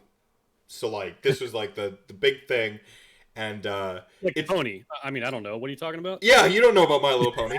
You have 2 boys, and you know about My Little Pony. My excuse is that my daughter and my son like it because we don't believe in guy toys, girl toys, or guy shows or girl shows in this house. Like people are the same way. It's like, do you like it? Okay, yeah, cool. Good like enough. Yeah. I just the in the words of Bob Dylan, the times they are a changing, and I think it's important to like help your kids grow up with the capacity to make their most informed decision for themselves possible without my crazy biases and all. Like I am already ruined. Like my children don't need to grow up with all my like crap. Like they're gonna get some of it on accident, but like I yell at the dogs and I just feel like garbage just for a whole day. I'm like, now they think that's how you deal with animals. I'm like, no, don't. So like I'm training myself. You're not alone in beating yourself up over stuff like that, because anytime my voice raises past my talking volume, then right. I do the same thing. I just sit there and like stress about it at work. Like, oh, what did I do? Yeah. What if I traumatized them? What if I scarred them? Yeah. Can't help it. Yeah, like I mean, think about like the like you see like this is pretty universal. You see the person walking down the street just yelling at their dog. You're like, that person's a piece of shit. Like you're just like piece of shit, garbage. But like it's cool because like I've actually like started to teach my kids to correct my behavior. Because like I said, like they're good. Like they're not ruined yet. So I mean, again, life will have its shot at them. But for now, so like swearing and like yelling, like Dad, you're yelling, and I'm like, yeah, you're right. I'm sorry. I'm not yelling. Oh, right. Yeah, Sorry. yeah. I'm like, yeah, you're right. I'm sorry. Daddy was naughty. Like it's just like it's cool because like they're these little like these perfect mirrors, and it's like for me it's the greatest part. I just made a really good point that I have to bring up. This sounds strange. It sounded strange to me before I was a parent, and it will sound weird now. But he said, "They are not my world. The person I want to spend my life with is my world." That's absolutely true. Your wife was there before your kids. Your wife will be there until theoretically your wife, your partner, whoever it is, your significant other.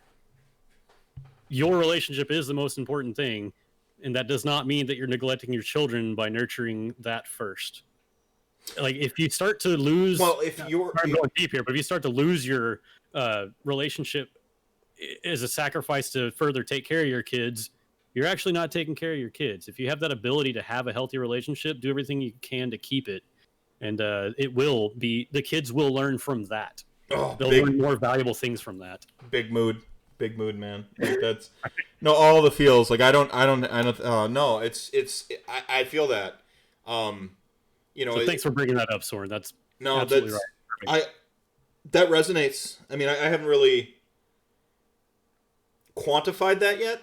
I think it's been something that's been like floating around in my brain because, like you said, if you take care of each other, then like sort of by association, it's the transitive property of love. The children will. It's hard. It's the same concept of take care of yourself so you can take care of others. It's take care of your relationship so you can take care of your children. Yeah. Like I said, big mood. Wow, amazing. I actually so I too am a very lucky man. Not bragging. I met the love of my life 10 years ago. After going through a hell of a journey to meet her, and the moment. This is gonna sound terrible. Oh my god, self-incriminating. The moment I knew, because you can love people. You love various people throughout your life. Platonic love is different from romantic love, and there's even layers to romantic love. I truly believe that, and people believe, love is love, and you feel it in different ways, and people are different. But like, I knew that like I had found like mature love when we were watching zombie movies, and I'm like, I'd go back for this one.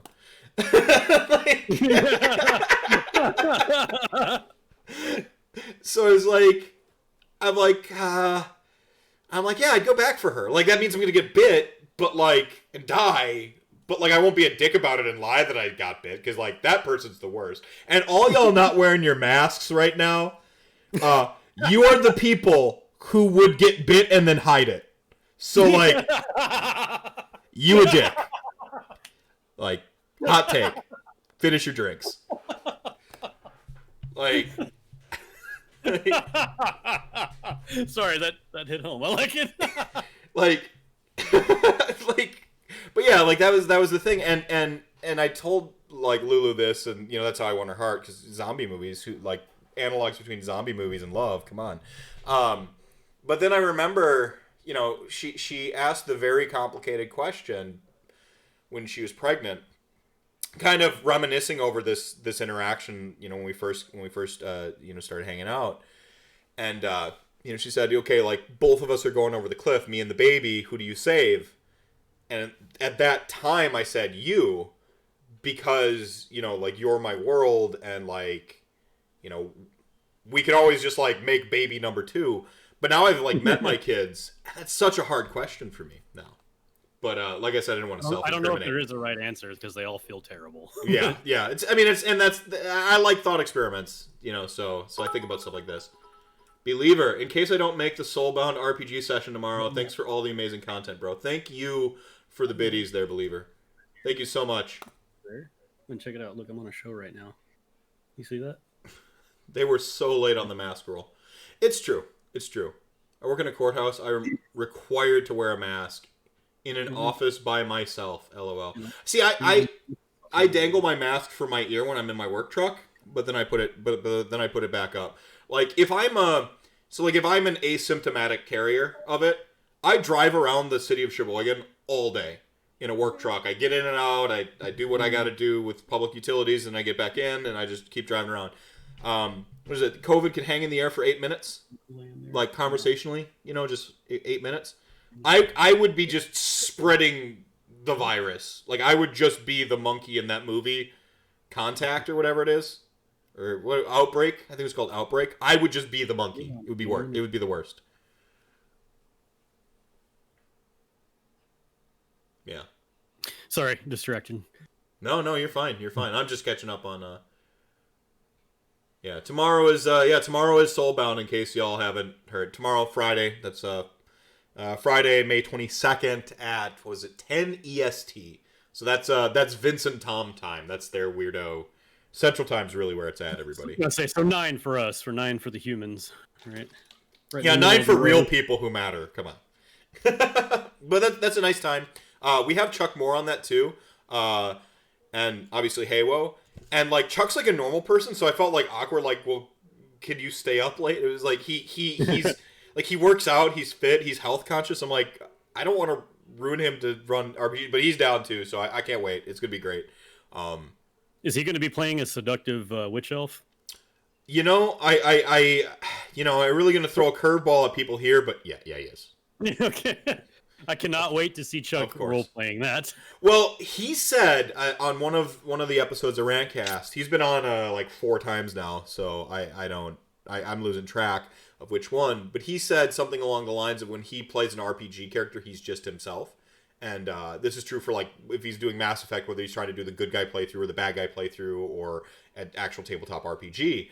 And so like my goal is actually to like pull him out of that a little bit and to get him to think. I've already like he sent me his backstory yesterday, the day before. I have a rule where like you send me 1,000-word backstory and then you get a little bonus experience. But that gives me plot hooks to incorporate into my story. Some threads make it in, some don't. Sometimes they're side quests, sometimes they're part of the main story, and so on and so forth. But there's this character in his, and I'm like, oh, I'm gonna make you not be Chuck for one session. You're gonna just like, and so I'm just like, like just full on evil GM. It's fantastic. I'm gonna make you role play.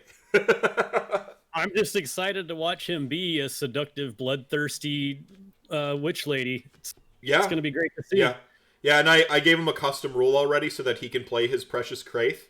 So anytime he finishes an attack action, or the attack action, he can roll a d6. If it's a 6, he gains 1 medal. And then medal, of course, is the mechanic where you can take additional actions. So M-E-T-T-L-E, right? Metal. Yeah. As in your willpower, your resolve, etc., etc. Yeah, so I gave him the Kraith rule. Instantly won over the whole party. They're like, that's pod racing. Now that's GMing. Man. So are you getting a Soulbound game together at all? Yes, it's hard to get us all together, but everyone that's been on the channel is gonna get into one. They've all started making their characters, and I haven't decided if I want to record it and put it on YouTube or actually stream it though, and then just put that stream on YouTube, because getting into little technical details here, but I'm fighting with mic setups and camera setups, and like, do I just want to stream and get it over with and not have to worry about how it's going to look on a video and just be done when we're done, or do I want to actually set up like dynamic cameras and the table and all that and put time like I do in a battle report recording it? So I haven't made a decision yet on that. Well, I think Critical Role has like ruined people when it comes to RPG streams, and just do it, man. Like the hardest part of doing anything is just doing it. I sense that your acumen as a musician helps you with audio setups. Absolutely. That comes. I was able to. I think that was my big advantage starting off as to how I got more than 5 subscribers. Because by the way, when I got to like 20, I was like, oh my god. But dude, you have more than me. You have more What's than that? me. You have more than me. Like, I'm not jelly or anything, but yeah, but I have nothing on Twitch, so there's that. the best live Age of Sigmar show on Twitch at me at Mr_Meth on Twitter. You won't. No, go, Damn go right. on. Yeah, go on. Said so. Yeah, if I add enough like caveats, that's technically correct, and technically correct is the best kind of correct. So. But yeah, previous audio editing. All my skills and programs that I have for audio editing work, and all the same plugins and stuff that I work on my audio editing software work on the video editing software. So I can actually edit my audio like I can edit my music with the same access to plugins. Are basically like add-ons. They would be like add-ons in a game, things that make it work better. And because of that, our first at least year of battle reports, which I think we're in our second year of battle reporting, but the first year was all on a cell phone, audio and video. Mm-hmm. So I was pretty happy with being able to make it at least level wise to the point where you could hear it on a YouTube screen and you weren't like having to turn it up and blow your speakers out when something real popped through. Doom actually made the like just the phone camera work thing for like he made that work really well. Like dude, Rerolling One still uses a camera. The phone camera. A phone. Yeah. Like their channel, with as well as they do and as good as they look and as good as they sound, they still just use a cell phone. Yeah. Like Mark Shoemaker, he does most of the editing. Like he'll be on next week on RantCast. Actually, fantastic! Mark is just wonderful, and they were instrumental in me starting the channel first off, and continuing second off, because they are very willing to talk to you about what it takes, what you need to do, what's good for you, what may not work, like, and supporting you. Yeah. Like they've continued to let me post stuff in their page and promote stuff in their page, and they will help me they'll give me advice. Anybody that asks, they'll give advice. And them being like, dude, we just use cell phones. I was like, what? Bangarang, I'm in. I'm gonna do it. I want to do this. I'm gonna do it. So I wouldn't have a channel if it wasn't for those guys. Yeah, Jack with the Rerolling Ones is fast becoming one of my favorite humans in this community. He's awesome too. He's the first one I talked to from that channel, just because he was the first Stormcast player. Sorry, I'm ranting. No, go on. He was the first Stormcast player I saw in a battle report, and I was like, dude, you got to try out Vanguard stuff. And obviously he has, and he's probably was doing that before I ever talked to him. But it was cool to watch somebody playing Stormcast well, or at all, even at that point. And so we had long conversations about stuff and list sharing and talking about that. And all of them are as cool, if not cooler, than they seem on camera. And that's one thing I've noticed about basically this entire community. Everybody in the Warhammer Age of Sigmar community is everybody the way they seem. They're probably a lot even nicer in person. Mm-hmm. And that's, all the way from like GW employees down, because I've had the luxury of meeting Duncan because he was at the Citadel once. Yeah, your Facebook photo is him and you and Duncan. Yeah, my son got to meet him that day, and he was so nervous because I told Duncan the story about, hey, I've got a picture of him, and showed it to him.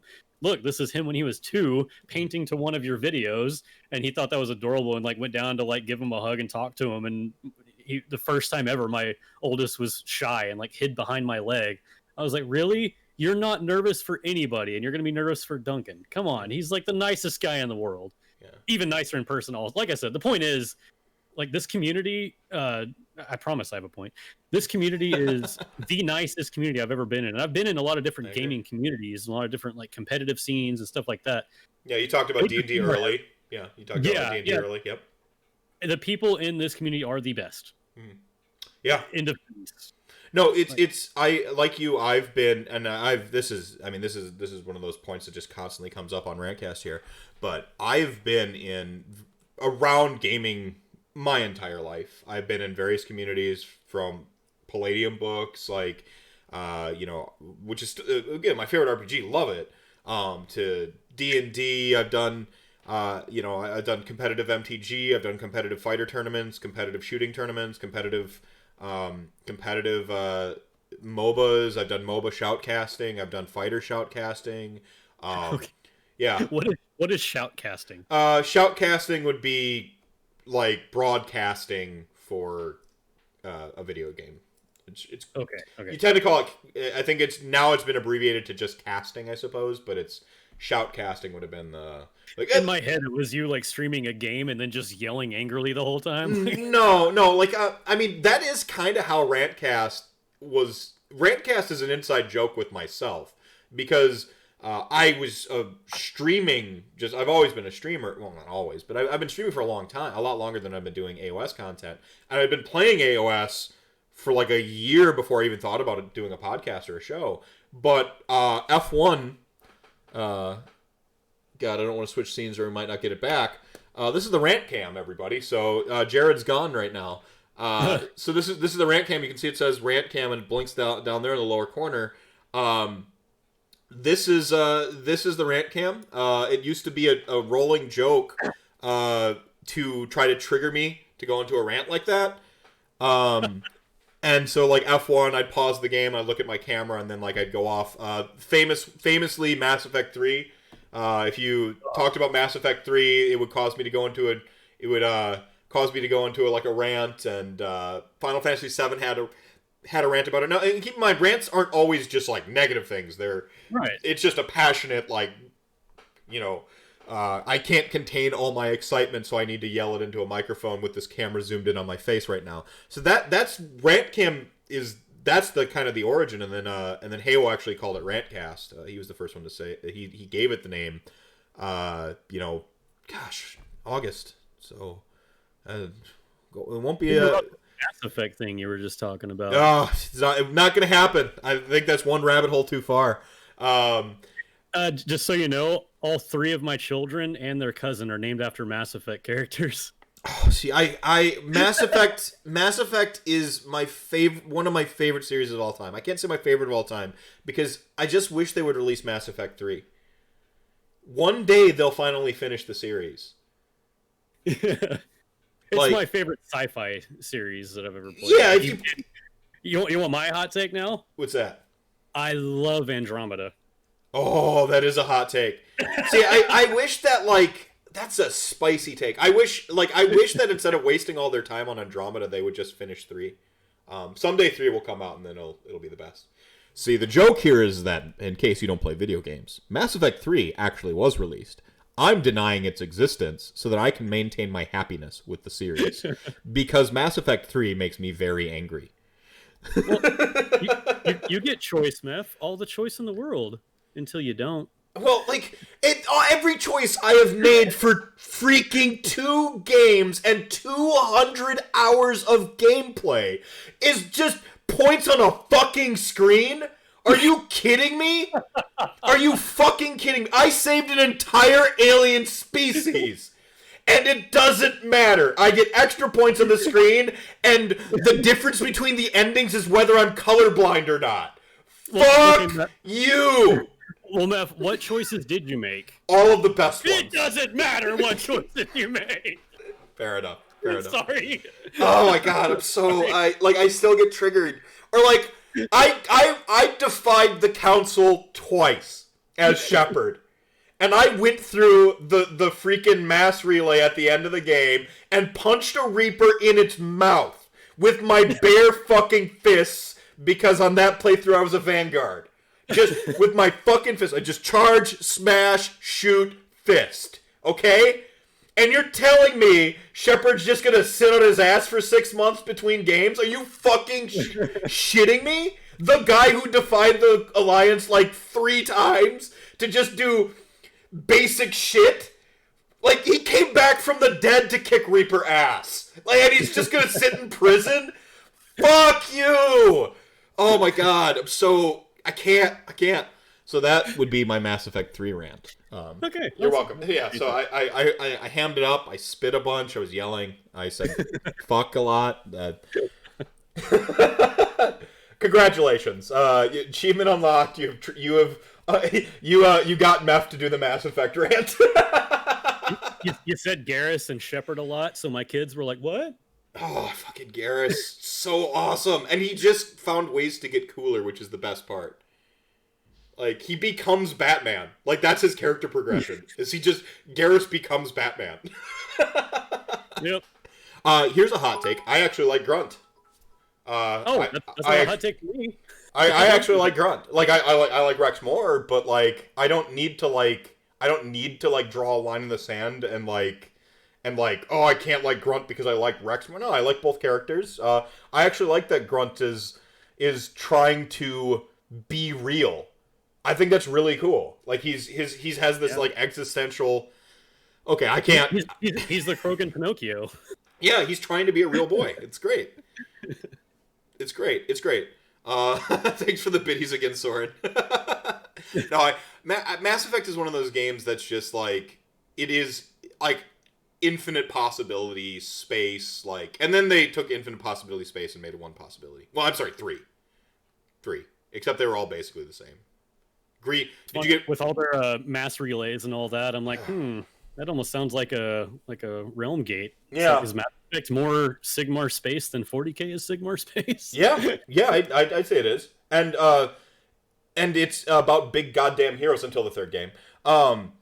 Like, it's about big goddamn heroes doing mythic level shit. Shepard again teleports into weird space and punches a Reaper in the mouth. It's awesome. It's over the top. Yeah. And then they're like, no. We need to make this hard-boiled like Gears of War and like lame and put a gray filter on everything. And like now there's multiplayer. I'm like, I don't want multiplayer. I want another 100 hours of fucking single-player gameplay because I played 200 hours by myself and loved it. Why do I want people shitting in my pool? I like my pool. I feel like BioWare makes the wrong type of game every time because you're right. Mass Effect doesn't need to be multiplayer. That's bad. And then Dragon Age is like I actually like the multiplayer more than the story. So I mean that's the thing is that like they wanted to launch their multiplayer and the EA store, right? Or the EA whatever it was, Origin. They want microtransactions. Yeah, they want and it just. Oh, come on. I can't do this again. I can't. Okay. I can't. Anyway, my kids love models and they like Age of Sigmar. Perfect. Thank you. It's like the wound hasn't healed, man. I can feel it. I'm still hurt. I'm still not good at picking up on subtlety, but I'm getting this one a little. Yeah. I'm hurting. Why Razortree? Okay, I know that is a random name, but before I was playing live shows as a metal musician and before I was doing Age of Sigmar stuff on YouTube or even off of YouTube, I used to go to a lot of Renaissance fantasy fairs, and I performed. No. Yes, I performed as a fire performer. Wait, hang on a second. Nerd. But wait, no. But then you said fire performer. And now it's just kind of fucking hardcore. So, like, I take back the nerd that, like, I had said after the fact because my brain didn't quite catch up with the fact that you ate fire and threw fire around like a goddamn, like, wizard. I never ate fire. I always spit it. I always had huge fireballs. And me and my cousin Sean, who's also on the channel, we performed together. And his uncle, or my uncle / his dad, same one that got us into D&D, we all did this together. It was God, you're a huge nerd. I love it. It's great. So much. Like you're a legacy nerd. Like I had to find nerd on myself because I didn't have people like making me a nerd. Like I just accidentally. You're a legacy nerd. Like a proud. The closest thing I got is my uncle who was like a Trekkie, and he got me like VHS recordings of like V, the old direct to TV movie series where like the aliens come in the lizard skin. This is a deep cut. What? You've never seen V? Oh my god, it's fantastic. Sci-Fi tried to remake it with Inara from Firefly, and I think it actually had Wash in it as well. And it was not the same. But yeah, I'm sorry. Continue. Fire performer, you're a legacy nerd. Where was I going with that? The freaking channel name. Yeah, that's something. So when I was doing the fire performing, I mostly worked with staff. So it's like a 6-foot staff with wicked fireballs on each end of it, and you just spin it. Or it's like if I told you I did baton and cheerleading, which I didn't. It would be looked at back then. It would be looked at a lot different than I spin fireballs in circles. And you're like, way cool. Yeah, that's way cool. Yeah, this is acceptable. By making it dangerous, it's suddenly cool. Yeah, you could burn yourself. I'll allow it. But I did that at here locally. There at the time there were 2 major festivals: Scarborough Fair and Hawkwood Fantasy Fair. And hey, Dwight he's talking about it. This year was your first year to not have Friend of the Fair pass for Scarborough. Yeah, I didn't do a lot of performing at Scarborough. I did work at it, like selling clothes basically, and then camping essentially. Hawkwood I did a lot of performance at. But anyway, we all had names for each other. Like it was like hardcore role playing basically, because even like at all times when we were in camp, we essentially were role playing our characters. Right. I'm talking like for like weeks at a time. Judge me as you will. No, I think this is awesome. I'm for this. Well, back then, I play a character in the Age of Sigmar community named Mr. Mephisto. Come on. Fair enough. So like back when I was doing this, I was like 18, 19. This is from like 18 to like 23, somewhere like way back then. But I was like 125 pounds back then. I was tiny, and that's it. That's at like 5'9", 125 pounds. I was super skinny. So one of the guys was saying like, I can see every vertebrae of your spine. And I was like, oh yeah, really? So like I leaned forward and like arched my back up, and he was like, oh yeah, you're like a razorback, man.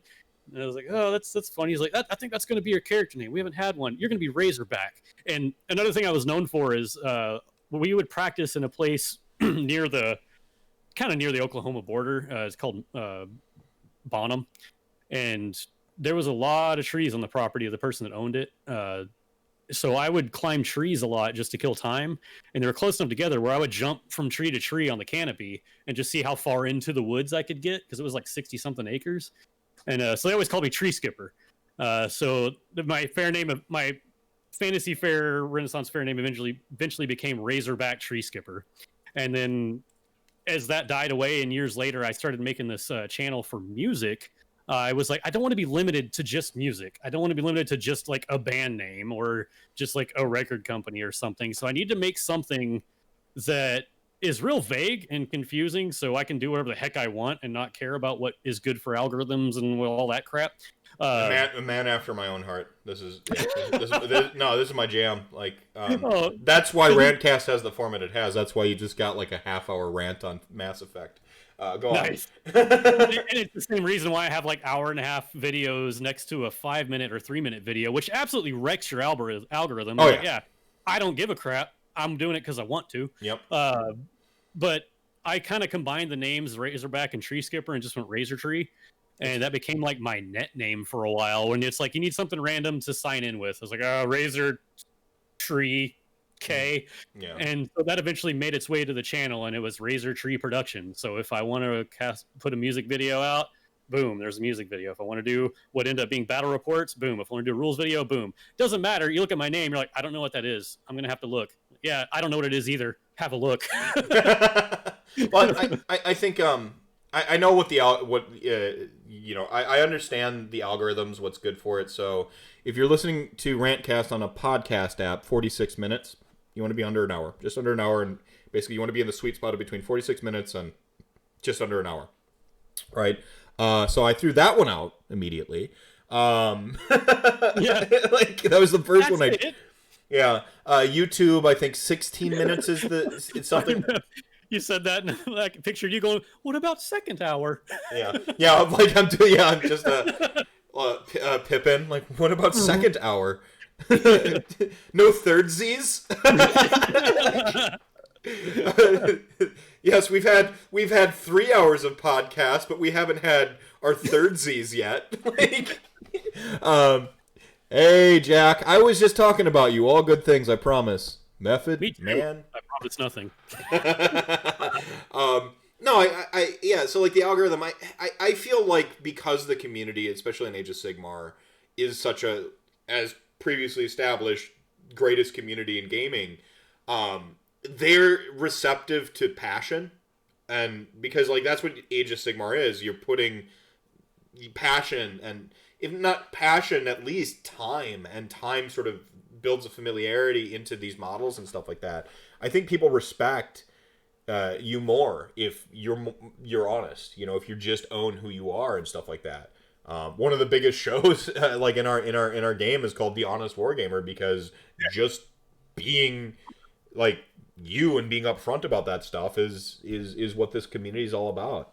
See, that's like, I know that's his name and it's perfect, but that's like the name of the community. It seems like so many people are the Honest Wargamer. Well, that's his line. If you listen to on what was it? It was on Ever Chosen podcast. He was on with Jeremy Cooper and some of the Texas Masters GT thing, like that whole crew, right?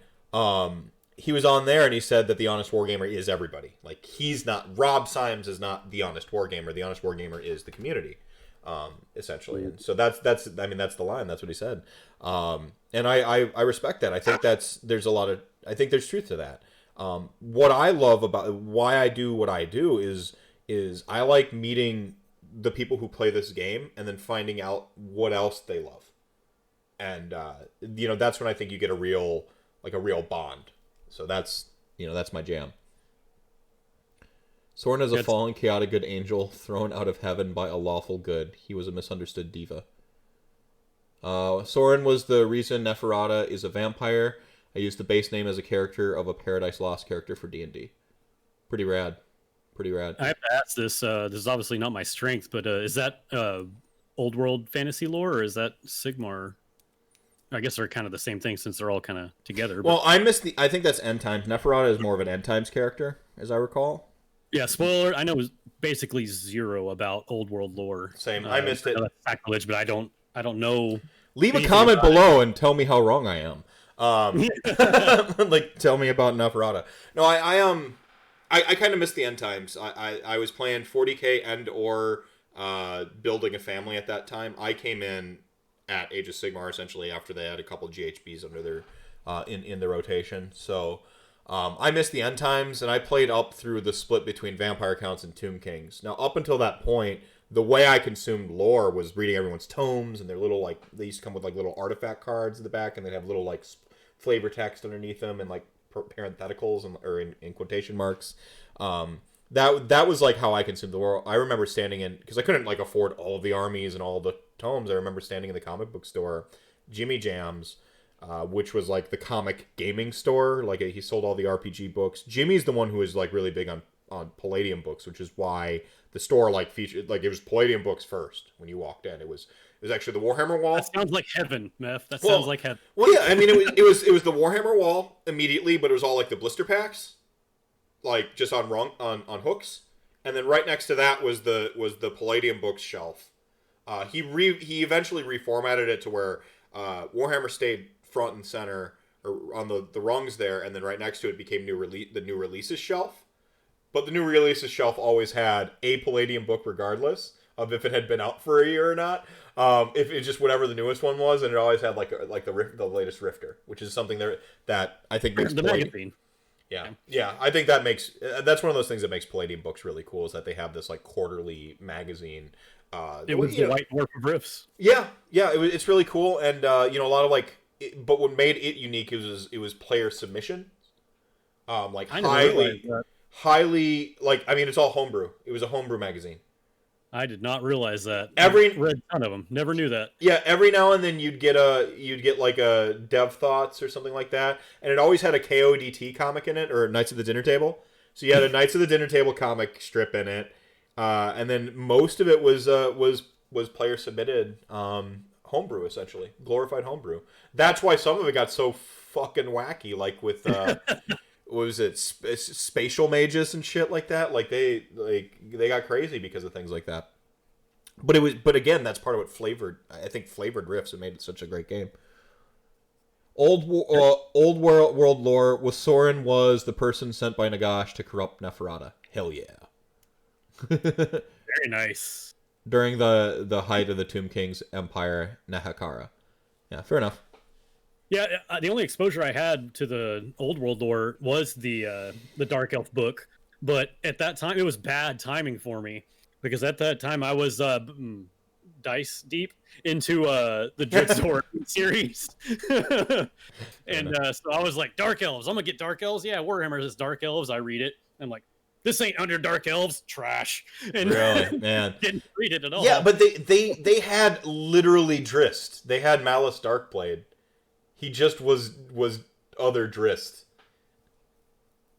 No, you don't mean that, Jack. Thank you. If that's Jack, whoever it is. Yeah, that one's really Jack. I love that Jack's the one that takes the re-rolling one's handle. I mean, that's my favorite part. Like, nah, this is mine's now. Hardest working man in AOS. That's a great moniker. That's a tall order. That's a powerful moniker. Unfortunately, you're too late for the Ranties Academy. So quite all right. But do tune in anyway. You'll be up for the next round of Ranties because I guess it's becoming a yearly thing. Thanks Frank and Brendan. That's awesome. I like Malekith. I like Malekith, and I don't care that he's Malarian now. It feels like the same person to me. I don't know if lore-wise it's not supposed to be. I always like Malekith. Malekith's like weird mommy issues kind of resonated with me. Who had the bipolar crazy mom and all that stuff, and I thought it was cool, and I loved that he ended up being the real Phoenix King. Like I love that. So many high elf players, maximum amount of salt. Again, I don't know old world lore, but I sure as hell am obsessed with Phoenix Temple. What was that last part? Get mad. You triggered me on Mass Effect where turnabout's fair play. I may not get mad about this because I have a ton of Dark Elves and a ton of Phoenix. Malekith. Until Cities, I had no way to combine that. Now I'm like, I'm gonna force this story together so hard. Oh no, you can do that naturally now though, because Malekith is the Phoenix King essentially. So like Finkel is Einhorn. Yeah, Finkel is Einhorn. Man, we're having some deep cut like this is deep cuts. Only the sweetest tracks from references to 90s pop culture tonight. That's what happens when you talk to old men. Like we're not like the oldest amongst our community, but we are getting to that point where like we're passing the torch on to like the new. There's a changing of the guard, right? Like the next guard is up and coming, and we're passing the torch. We're at that transitional period. I fully embrace aging and fully embrace like being the old guy, the weird old guy that's still playing stuff, and be like, yeah, he always comes here. We just humor him. I'm fine with that. But Soren, the thing is, you're supposed to get burned by the shrine. What they did with the End World is like he basically figured it out and then like just fucking embraced that shit. It's great.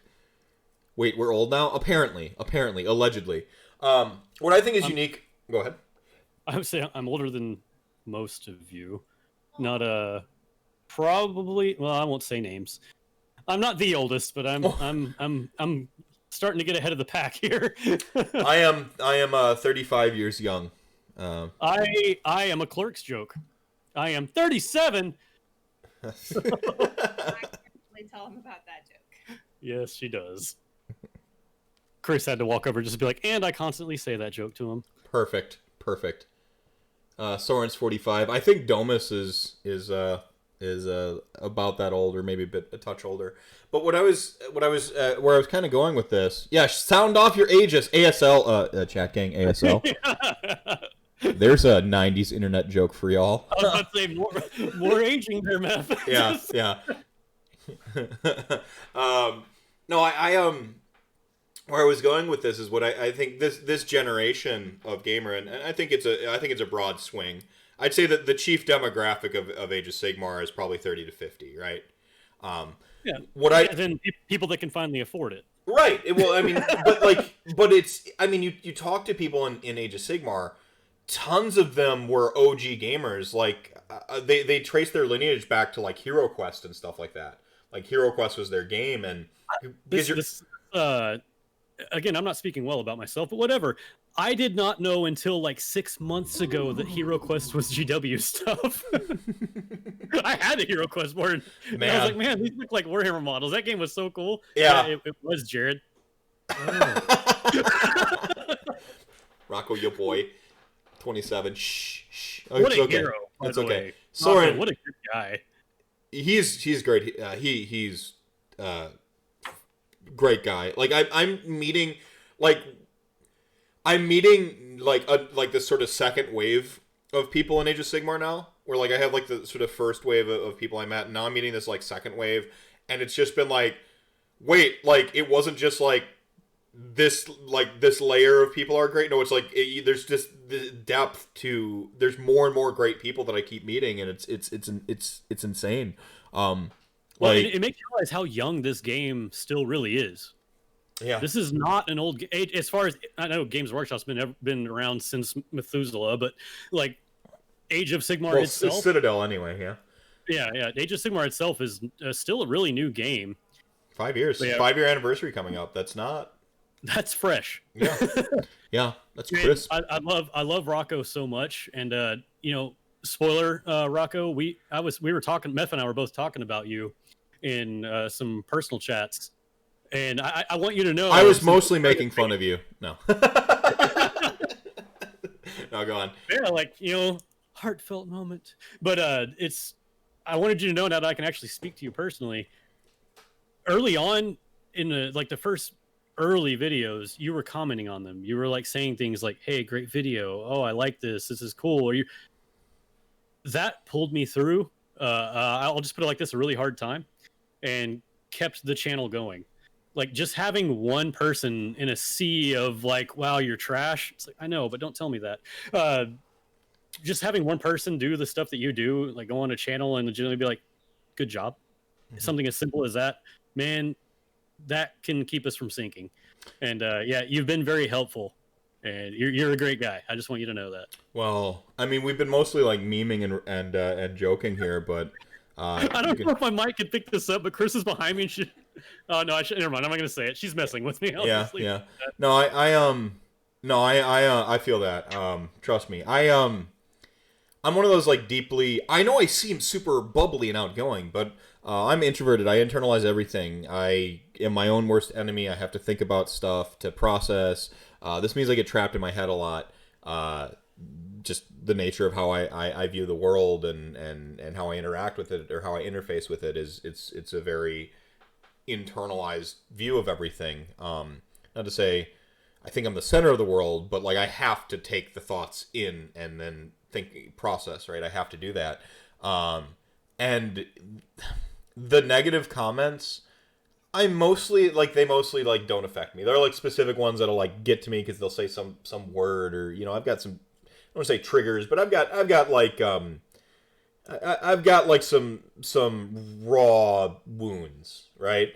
But like one good comment is worth 1,000 of those.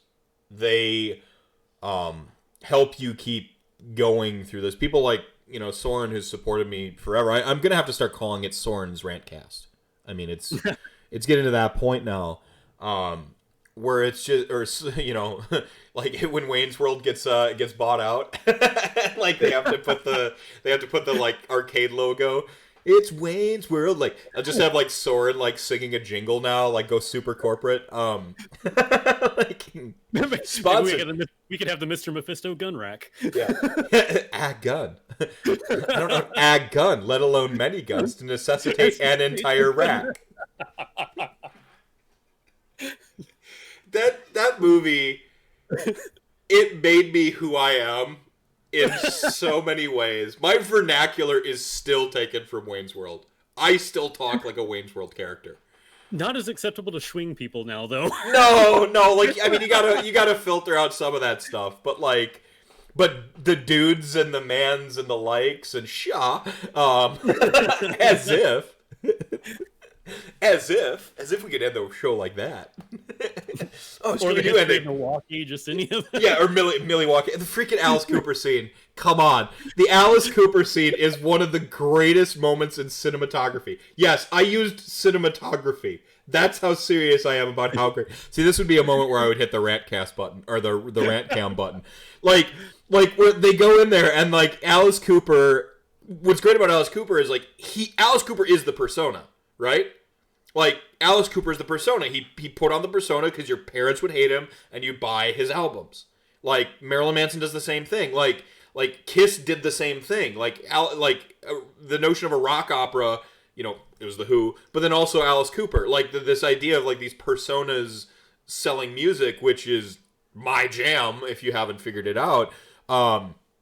I think having a persona is fun, and getting into character helps you, you know, find your voice and center your thoughts and stuff like that. So you have Alice Cooper. Feed My Frankenstein is the song they go with. He's got the fucking riding crop. And, like, he goes into it. And then, like, they have the backstage passes, and they're just, like, throwing him in everyone's face as they walk back. And they do the scene where he's,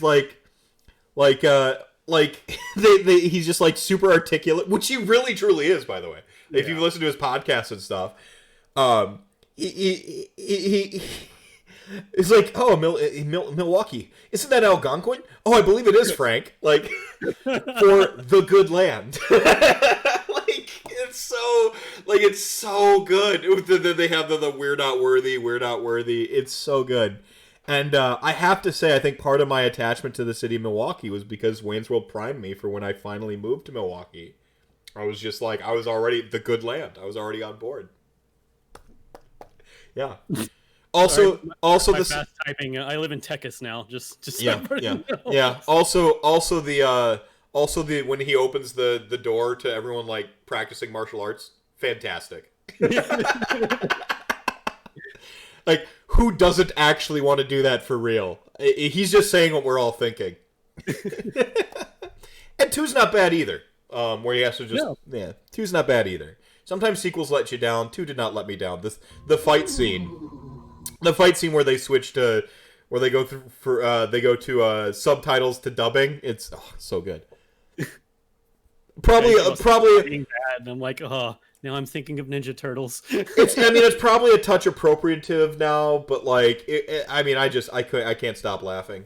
What's the Ninja Turtles? Oh my god, TMNT. all over the place here. TMNT holds up, by the way. Like, I recently watched it. It's fantastic. Like, the first one's so different than all the other ones, but it's like, it's a legit movie. Yeah, the first one's legit. I love that movie still. Yeah, the first one's legit as hell. The fight scene in the... God, this is the second... I think this is the second time in back-to-back RantCasts I've talked about the TMNT movie. I've seen it recently, so it's on my mind.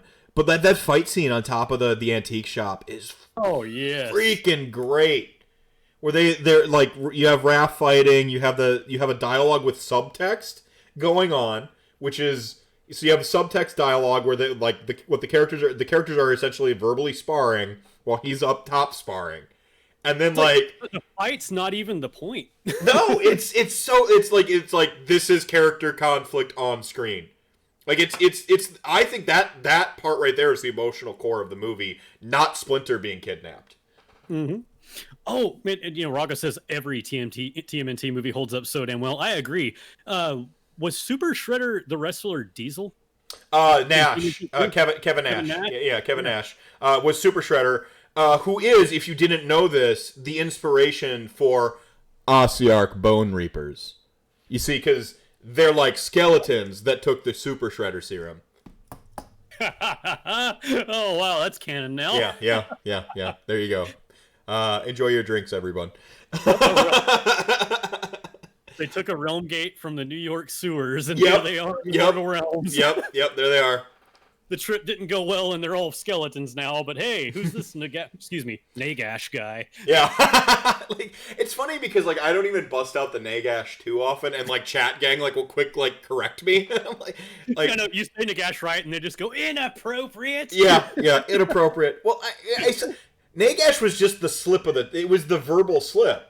Going back to... wife almost like throws what's ever in her hands every time she hears you say that. Nagash? She'll just when she hears you say Nagash, she's like, ah. Okay, all right. So real quick, I just want to okay, what's this word right here? Here, it might rhyme with this word. Dash, right? Okay. It's not gosh. It's not like oh my gosh. And so like here's a word here, swag, or like nag, and then so we'll just do this. Hold on. Okay, so like I don't know why... I have to respond to Jack real fast. Hold on. Kevin Nash. Sorry. Razor Ramon is fantastic. Like, the bad guy is great. But Scott Hall himself is kind of not cool. Kevin Nash at least has like a sense of humor about like everything, and it's hard to tell. Hall did something after Razor Ramon? Huh? What? Oh, all right. But like with like Nagash, while we're on the point, why do you want to pronounce things like our former British overlords? By pronouncing Nagash, you continue to fight the power, okay? Take the power back is all I'm saying. Every time you say Nagash... So Nagash... It's like a mini... Every time you say Nagash, it's like a mini Boston Tea Party. All over again. Yeah. I mean, you're just... I guess I'm in. Yeah. Yeah. I love that Meph is a former women's champ. Yes, I am the former women's champ for for the NAW out of Wisconsin. The now defunct NAW.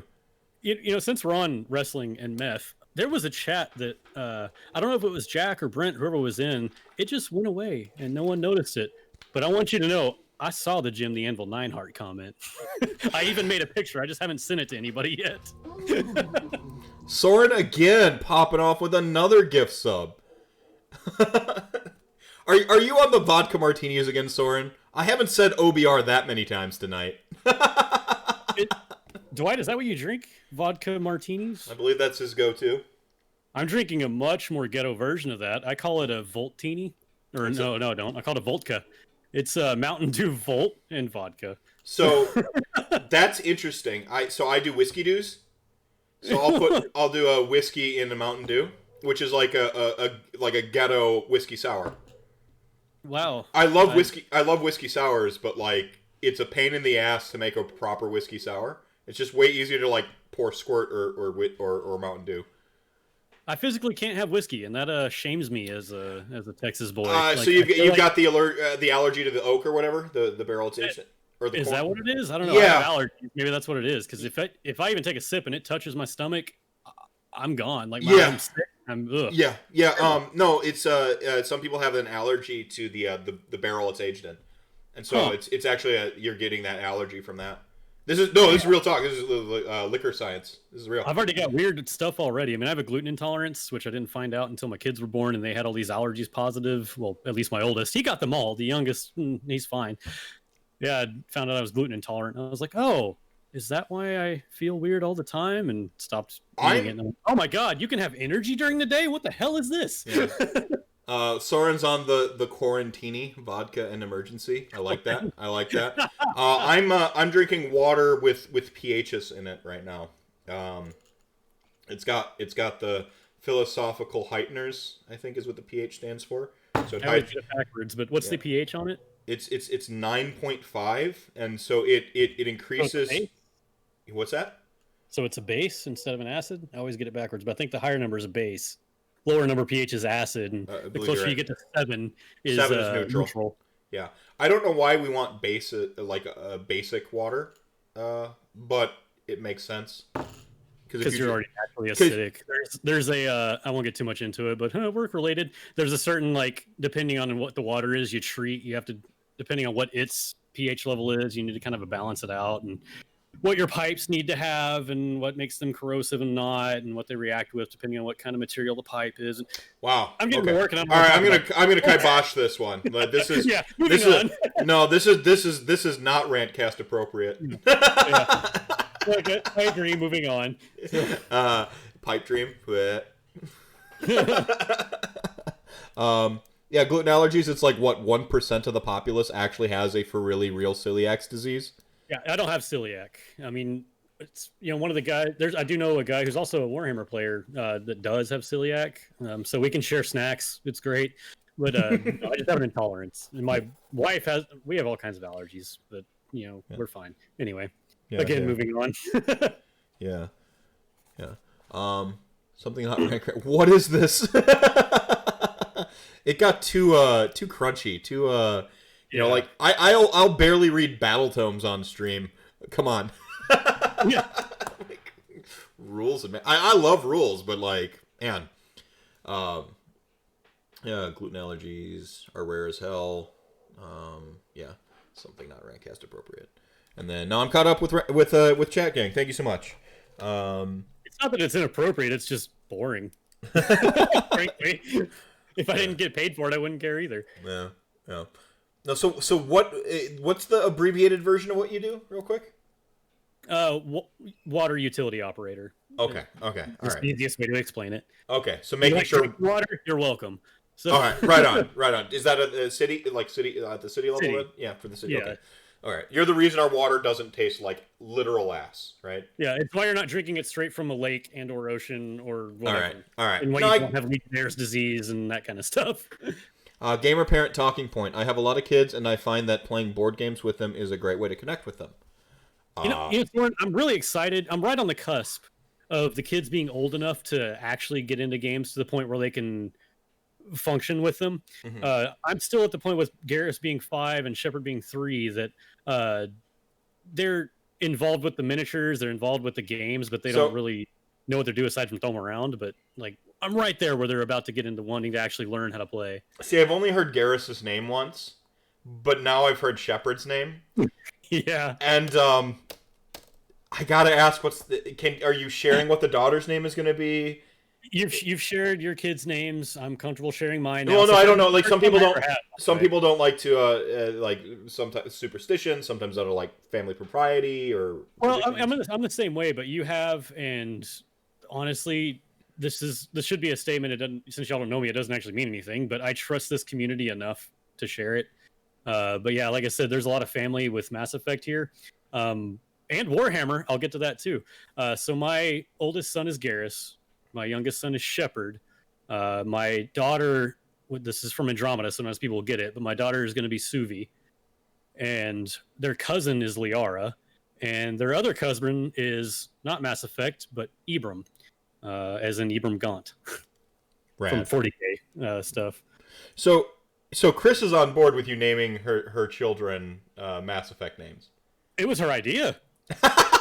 Okay, you are a lucky man. You are lucky. You are pretty lucky. No, I think if I may suggest, because this one's still cooking, right? How about you name your daughter Shepard? Because Femshep. Awesome. Femshep. Oh, I know. Well, if we didn't already have a Shepard, and we had a Garrus first, because it was like, I mean, come on. Garrus, Garrus is Batman. Come on. And then we found out, and we were trying for when we found out that we were having a younger boy, we're like, who would Garrus support the best? Who would the older brother be there to bring the younger brother in line? The younger brother is the rash, uncontrollable Shepard. And then we have the older brother, Garrus. This is perfect. And then we found out we were having a girl and a third baby. And we're like, yes, we wanted 3. Here it is. And it was like, it's a girl. I'm like, I haven't prepared for this. How about Morden Solus? Such a great character. We fought like between all the names, because originally she wanted the oldest to be Rex, and I was like, I agree. It's too Texan. Yeah, we are already so much of a stereotype. Yeah, Rex is gonna be like the Cody of Texas. Like it just. Yeah. It's like, are we gonna have Rex and Cletus? Yeah. I don't know, man. No, I good decision. So I kiboshed that one, but not completely. I was like, look, before we had the third one and knew the sex of the third child, like, okay, if the third one is a boy, you've got Rex. Here it is, you've got Rex. And they're like, it's a girl, and I was like, dodged a bullet there. So no Rex. I fucking knew I loved you, Jack. My oldest son was almost named Simon Belmont Ballard. That is a fucking badass name, and I love Castlevania. That's fucking awesome. Also, Belmont is a metal as hell, like, just, instead of, like, a last name, using Belmont as, like, a first name or a middle name. Hell yeah. Oh, God, and you have more than one kid, too? You could have had a Simon and an Alucard? Come on! Yeah, come on! Sorry, I'm getting excited. My Texan's coming out. Yeah, no, I like, when I actually name characters in RPGs and stuff, I usually give them a last name as a first name. It's kind of like I call it like George Lucasing it, because George Lucas likes to like he'll like usually like he'll flip a letter around in like a normal name, you know. And so instead of like Jack, you'd get like a Jat or Ject, right? Like, so he just likes to like morph around regular names. So I usually do that with like my fantasy characters. So like I have a character named like what's his name? His name's like MacArthur. Like his first name is MacArthur instead of like his last name. So, or no, it's the same thing. It's McAllister. Sorry, it's even cooler than MacArthur. It's McAllister Kane is his name. Like, is that like that's the name of somebody who fucks like that? McAllister Kane, this guy fucks. That's what it'll say on the tombstone of that character. Is like McAllister Kane, he fucked. Favorite character I ever played in the rare games I've been able to be a character instead of a dungeon master. Yeah, it was a rogue in Dungeons and Dragons that was in no way combat oriented. It was a Solomon Crane, you know, for a lot of reasons. But it's funny that Solomon being a last name, and I've had a paladin named Ralston, which is a family name of mine, but the last name. So yeah, a lot of I didn't realize that, but I have a lot of last name as first name. Yeah, I mean it's my equivalent of the comic book naming conventions is like, you know, alliteration is like the comic book naming conventions. You know, Clark Kent, like that's you're supposed to name characters like that. My shtick has always been last names as first names. That's awesome. Yeah. Yeah, and then if you have a long first name, the last name has to be short. So those are just two of my naming conventions. Long first name. Are you familiar with Seventh Sea? It's another role playing game. No, I've not played it. It's like a pirate based role playing game, and there's different like regions that are basically equivalent to world regions, but like Castilian was the Spaniard version, and but anyway, they had a naming thing that really reminded me of like Princess Bride type stuff, but you had like a family name and your first name and your last name, and like there was like a huge naming list. I don't know why I still remember this, but my Castilian's character's name was Don Manigo de Rodriguez de Torres del Castillo. So, and nice. His thing was, if you asked his name, he told you the whole thing every time. Every time? Oh yeah, like a Tribe Called Quest or a pimp named Slickback or Mr. Mephisto. And for those of you wondering, if you attach an honorific to Mr. Mephisto, yes, it is Dr. Mr. Mephisto. Or Mr. Mephisto. One capital, one not. Yeah. I like Demon Daily here. I only want to have a son so I can name him after Alistair Overeem. Oh, Demon Daily. That's Brian. The most recent battle report I posted. Me playing Hammerhall, him playing Skaven. So yeah, that's Brian. I recognize the Demon Daily name. Yeah, that's one of his EverQuest names. Like I said, Brian and Sean's my cousin. They're old school EverQuest guys, and he had a paladin named Angel Knight and a Death Knight named Demon Day. That's funny. I had a Death Knight named it was Nefarious Wind, except I think I had a character limit, so it was Nef Wind. It was Nefarious Wind, and then my wizard was Dinsul the Red. I can't even remember the name of the first. I made a character on EverQuest, but I never played it, so I don't really count it. But first character I ever made was on like Vanilla WoW. Made a Dwarven priest, and I heard that like you couldn't make stupid names, and that disappointed me. It's like, no, that'll get banned. I'm like, banned? What is banned? Like, no, you can't say offensive things in your name. And I was like, okay, I'll change it from hot to lukewarm. So I had a priest named Lukewarm Carl. One of my favorite guild names was on a WoW server. I can't remember the server. I think it was Emerald Dream, which was one of the RP PvP servers. Oh Jesus, I had characters on there too. I know. It's Dip Time Bra. was the guild name? It's Dip Time Bra, and they were forced to change their name, so they became Impact. But I will always remember them as It's Dip Time Bro. No, my main for 10 years plus was a warlock, and it never got banned, so maybe it won't offend people as much as I think it may, but it was a warlock named Psoriasis. Yeah. No, that makes sense, especially if you're undead. And then there was another guild named Vietnam Nam or something like that. Yeah, Vietnam Nam Nam, and they got banned. or they had a name change. It's Dip Time, brah. Yeah, it's fantastic. It was the funniest thing. And they were PvPers, so like you just see like it's Dip Time, brah, and they just show up and kill you. It was fantastic. I loved it. It was amazing. It's just like when the guild name is kind of like a troll.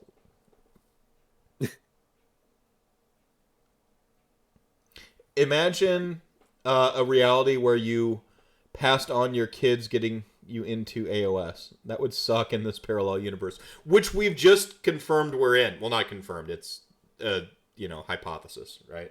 That we are in a parallel universe because the fucking neutrinos were flying upward or something. Somebody rolled a 1. I'm just saying. Dude, I've thought we've been in not the darkest timeline. I see people throwing around the darkest timeline, and I'm like, no. The darkest timeline, we already had one of the 4 mass extinction events we were supposed to have. Like, we've already... We're sitting here on a RantCast talking with a bunch of awesome people in the Age of Sigmar community. It could be worse. It's probably the strangest timeline, though. Or the Bizarro... I think we're in the Bizarro timeline. And I've thought that I thought multiversal theory or the multi-universe theory was bogus for a long, long time until all of the events of the last 4 years. we are living in a dissonant timeline. Yeah, like there's just something something got out of sync somewhere. Maybe a nuclear when the atom bombs were dropped, it caused a ripple that shunted us into a different reality somewhere down the line. Oh yeah, I've heard about the Mandela effect. The Mandela effect is, I mean, see, oh my god, okay, we're gonna do this. All right, so the Mandela effect has no strong corroboration. I mean, if you talk Occam's razor, what's more likely, that people have bad reading comprehension, or that we've been tripping the rift and we've discovered multiple, we've noticed changes in the realities, right? Okay. We're on a ley line. Yeah, we're on a ley line, all these other explanations. Now, that being said, the Mandela effect, if you're allowed to... I love a good conspiracy theory. Tripping the rift, brah. Right.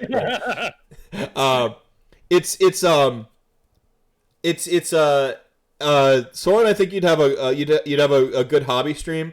You probably have to do what all the hobby streamers learn to do, which is learn to talk to a camera while painting, but that's just a learned behavior you can pick up, and I'm more than willing to help you with it. But what I was going to say is the Mandela effect is really cool. So if you're not familiar with the Mandela effect, it's essentially some people distinctly recall Nelson Mandela dying in prison. Distinctly recall this as a world event. Of course, he was alive and just kind of died of old age about 7 years ago, I believe. But people truly recall. It's also the Mandela effect, also known as the Berenstain Bears effect, because some people believe it was Berenstain Bears, and it's always been Berenstain Bears. Now, I find it utterly fascinating, though. Whilst I just shit on the Mandela effect and said that there's been no substantial studies and Occam's razor is it more likely, I love thinking about shit like this. I love this. I said on Chuck's Strength Hammer podcast, I said I love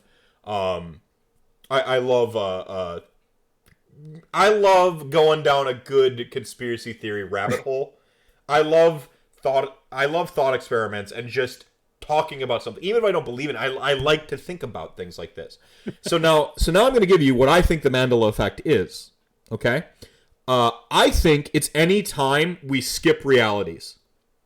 I think that it's the Matrix moment that you've realized, we were supposed to be on the train tracks to one reality, and when those Mandela effects, those moments happen throughout history.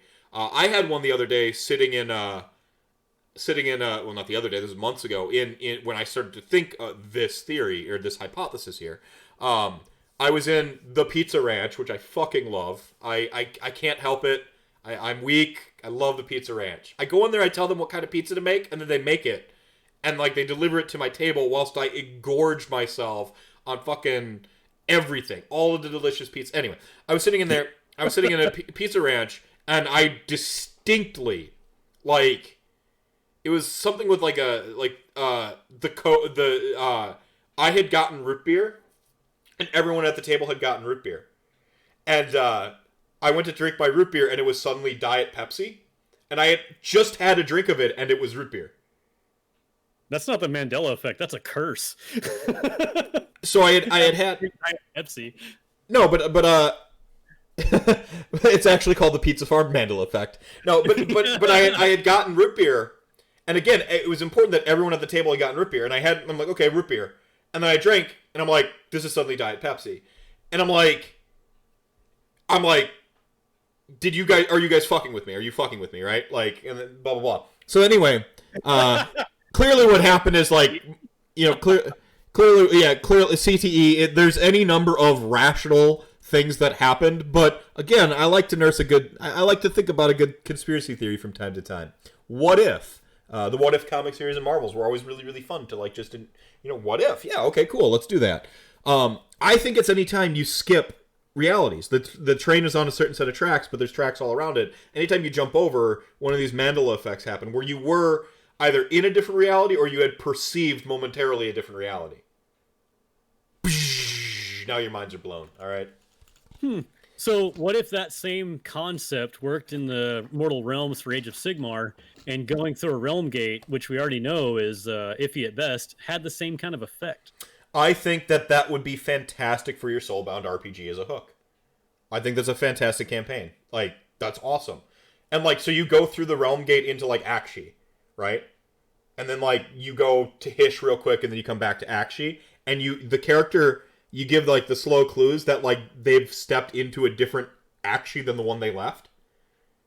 So metal. You slow burn it. Oh, yeah, you slow burn it, and you have, like, a big payoff scene where, like, the villain is suddenly the good guy, and they just think that, like, they're fucking with them, or they're pretending to be the good guy, or some shit like that. And like, no, like, this person's always been, like, a dope-ass bro. Like, they've always been awesome.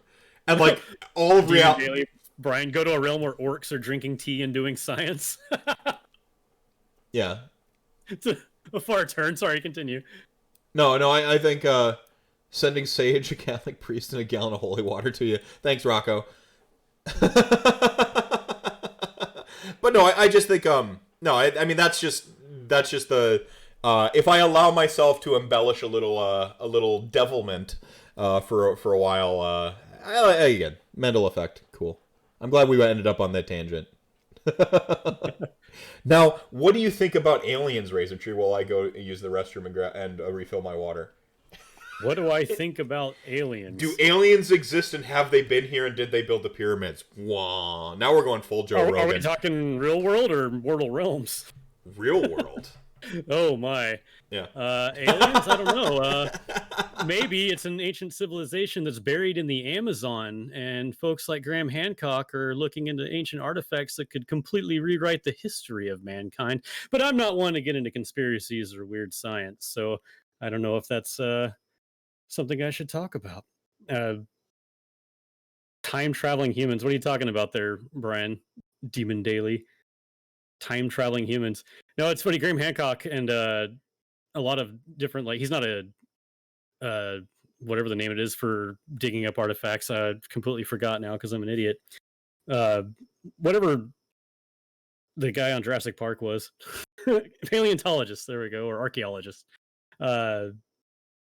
Apparently in the Amazon, there's a bunch of new stuff that they're finding with all this new technology that completely throws a wrench in a lot of the history of humans. But you think there's anything like that in the mortal realms? I'll keep it to Age of Sigmar, but in chat, what do you think some of the weird things could be from the Age of Myth that people would find either in a storm vault or just on an archaeological dig? Because apparently those things do happen. Those type of people do exist. I've recently been listening to Callus and Toll, the Silver Shard, and there's a historian that goes on a lot of digs like that. What kind of weird... Jack, it's 2015 Rogan all of a sudden. What kind of weird artifacts do you think people would find in the mortal realms from the Age of Myth? Because I think there was a lot of hints in Akshi about like a giant civilization where a bunch of the architecture was literally built by giants and sized appropriately. Do you think that's going to get expounded on at all, chat gang? You think it'll get expounded on in the new Gargant book? The missing rat clans. What do you mean by that? Sorry, I'm going to catch up on chat gang now.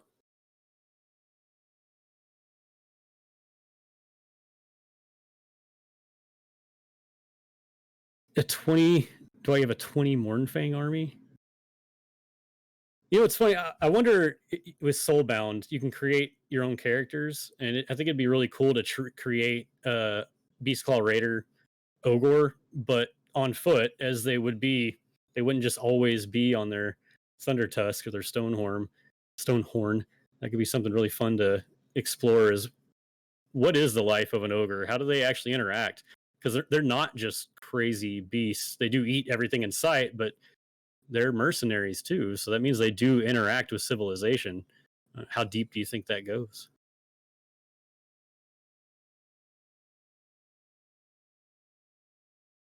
See, weird artifacts, chaos demigod weapons would be cool to see. What do you mean by that, Team A-Dub? Chaos demigod weapons.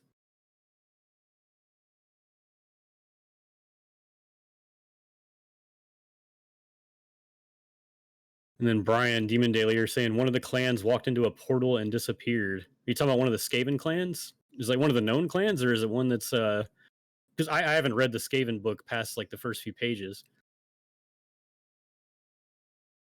Do you remember the clan name on that, or is it one of those things that just kind of happened and doesn't really get touched on again as far as a disappearing Skaven clan?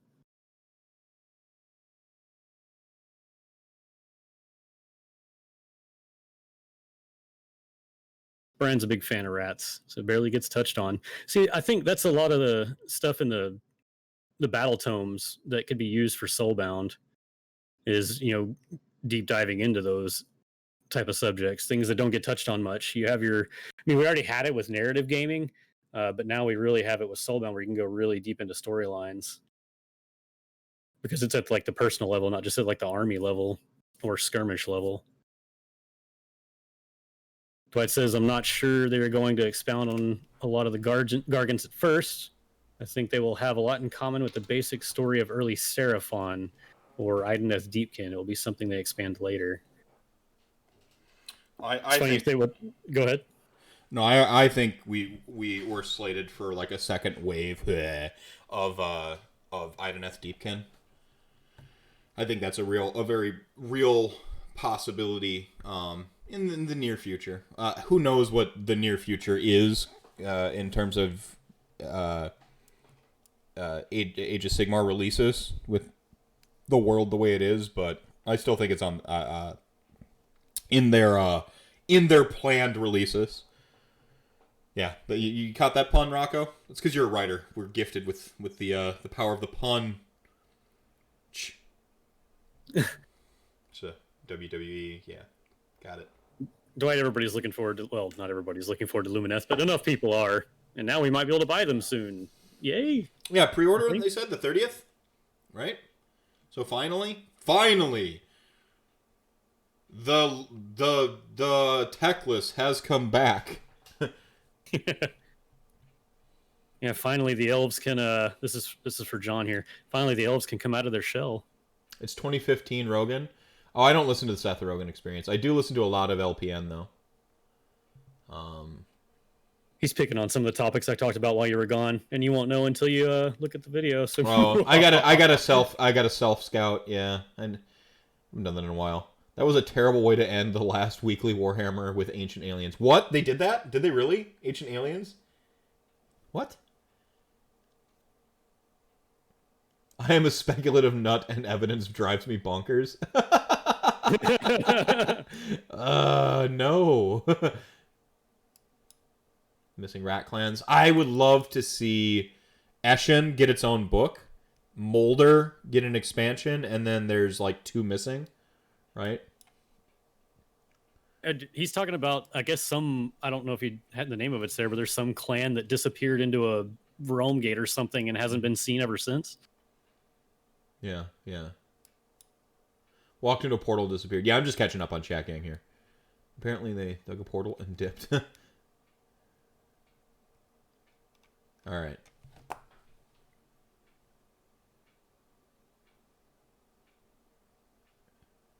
It's the possibility of misinformation that drives me nuts. What is this pertaining to?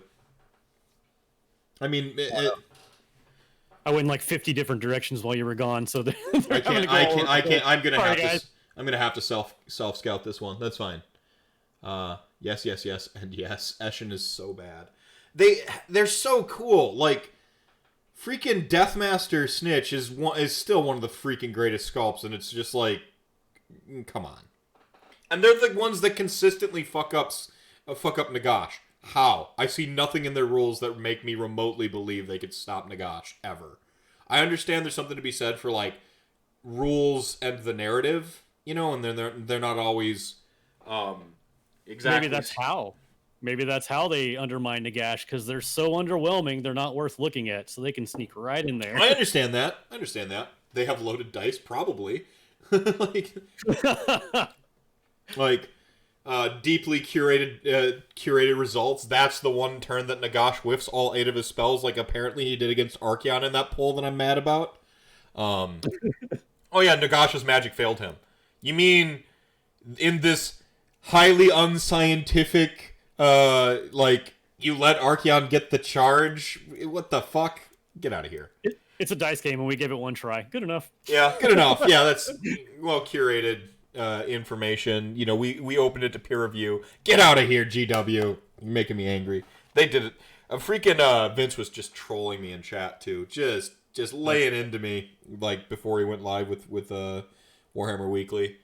Well, there were some predictable things though, like Alariel getting stomped by anything on the list. It's so brutal.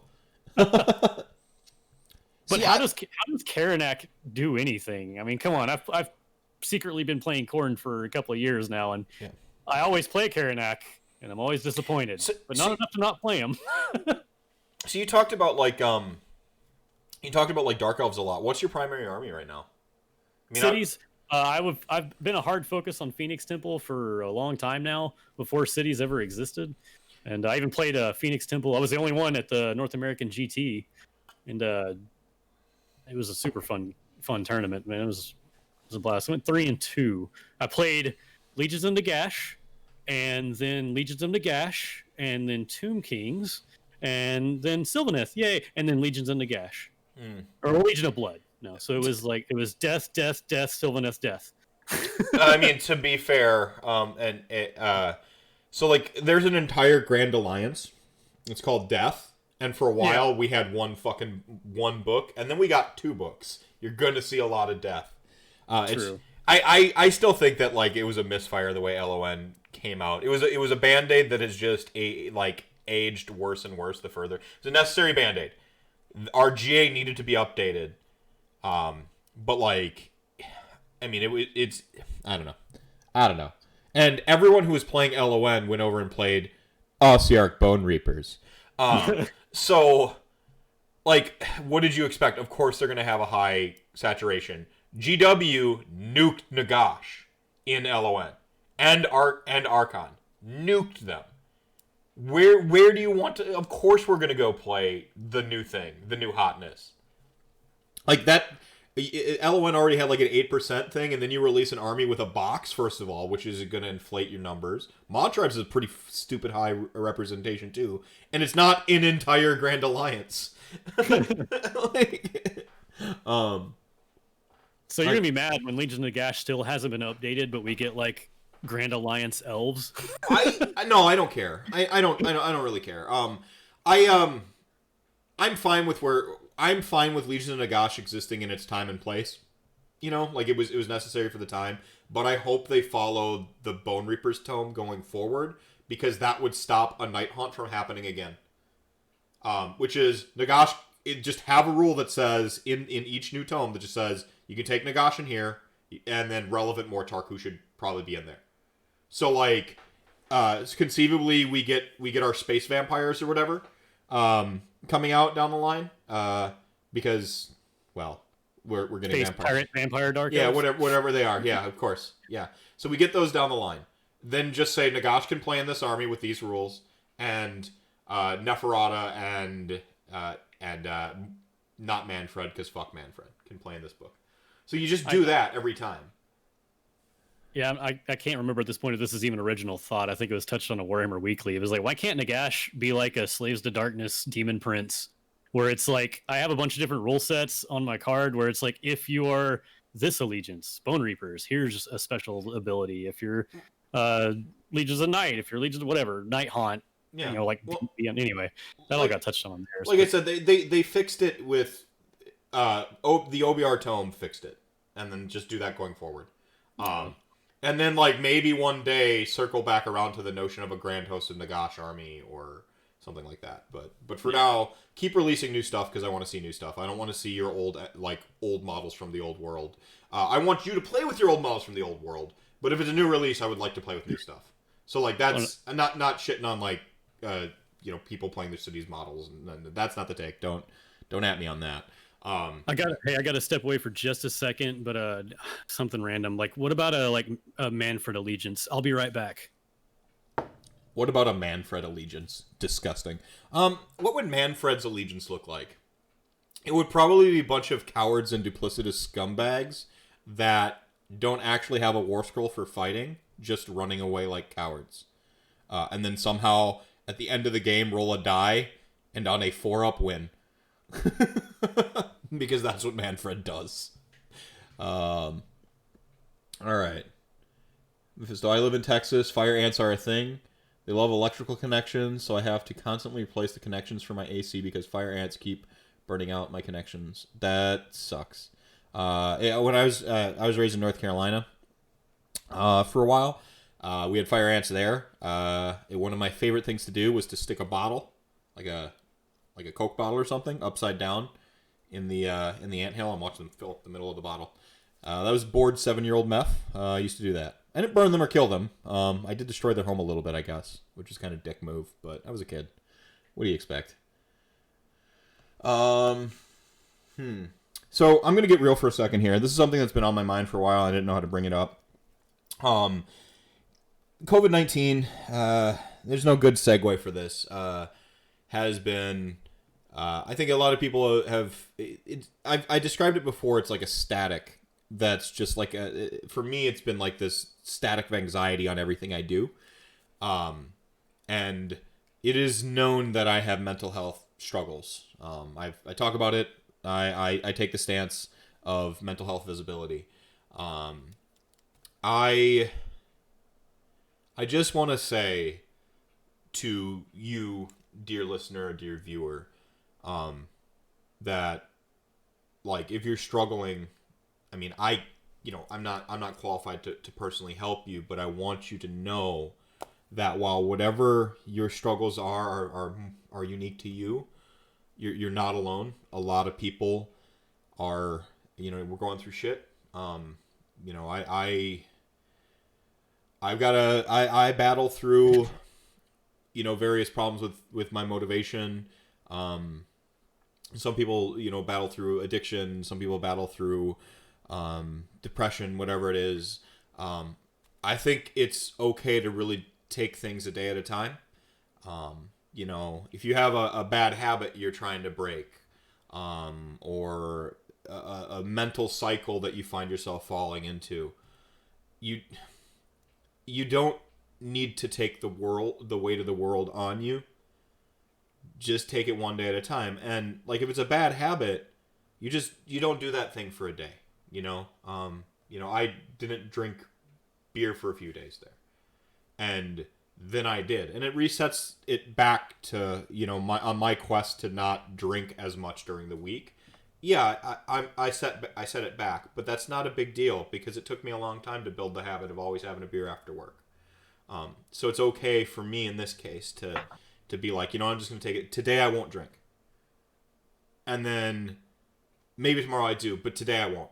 And then that one day can become 2 days, and that can become 3 days and 4 days, and then it's the weekend. And you can do that with whatever habit or mental health problem, whatever it is, just one day at a time. It's okay. We'll get through this. Again, I'm not a professional, but I've seen some shit, and I've made it through. And I'm still kind of in a small tailspin right now. I've like corrected the plane, but I haven't regained the altitude, if that makes sense. It's been going on for quite a while. If you follow my Twitter feed, it looks like it's been about a week. Honestly, it has been since like the second week of America realizing we had the COVID-19, but no stay-at-home, stay-safe orders coming in yet. I got in a ticket for the hospital to put up a temporary tent, and seeing that tent was the moment that everything clicked for me.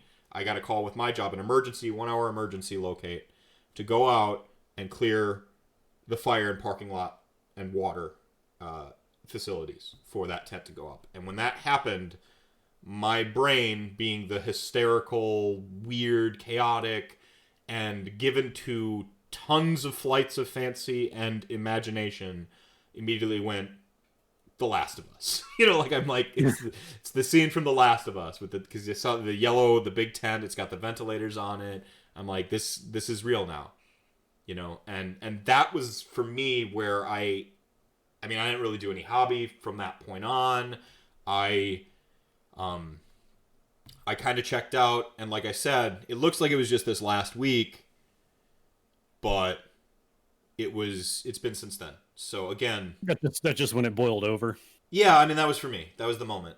And I didn't want to like talk about it because I'm like, I gotta be a positive beacon, because a lot of people are gonna feel what I felt, I think. But yeah, so it's again, like, I kind of went against my own principles there because I wasn't honest about my mental health struggles as early as I was feeling them. And like I said, I finally stopped the tailspin, but I haven't regained the altitude. And it's just, I've gone into my sort of one day at a time method of just getting through stuff. So, whatever you're struggling, and maybe you're not struggling with COVID, maybe you're fine. Maybe you just want to paint models more. You're like, man, I haven't painted models without a tournament. You do that one day at a time too. Start by just sitting down and putting paint on a brush. And you don't even have to paint a model yet. But if you take those little steps and you break down the big insurmountable weight down to just something simple you can get through just one day, you'll be better for it. And again, I'm always open to like listening to folk. My DMs are open. You can send me a message. Can't promise I'll get back to it immediately. We're hitting our heavy season now at work. But like I will get back to it, and I will listen. I'll probably share some bad jokes that don't quite land, out of place. Like I shouldn't be making a joke right now, because that's just who I am. I'm a little awkward that way, but I'll listen. And I might even share some anecdotes if you're open, and I might have some unsolicited advice. But again, I'm not a professional. I can't fix everything, but I can listen. So. Oh, a wise man once said to me, sometimes commiserating helps as well. Oh, dude, commisery. There's just a day like I just commiserated with somebody, and I was just like, I felt pure catharsis. Like sometimes. It's the Seinfeld, like, I got a problem with you people and you're gonna hear about it. Like, it's like, I got a problem with the world and you're gonna hear about it. Like, sometimes that's what you need, Go on fly off the handle on a Facebook rant. Indulge a little bit. Righteous indignation is one of the most fun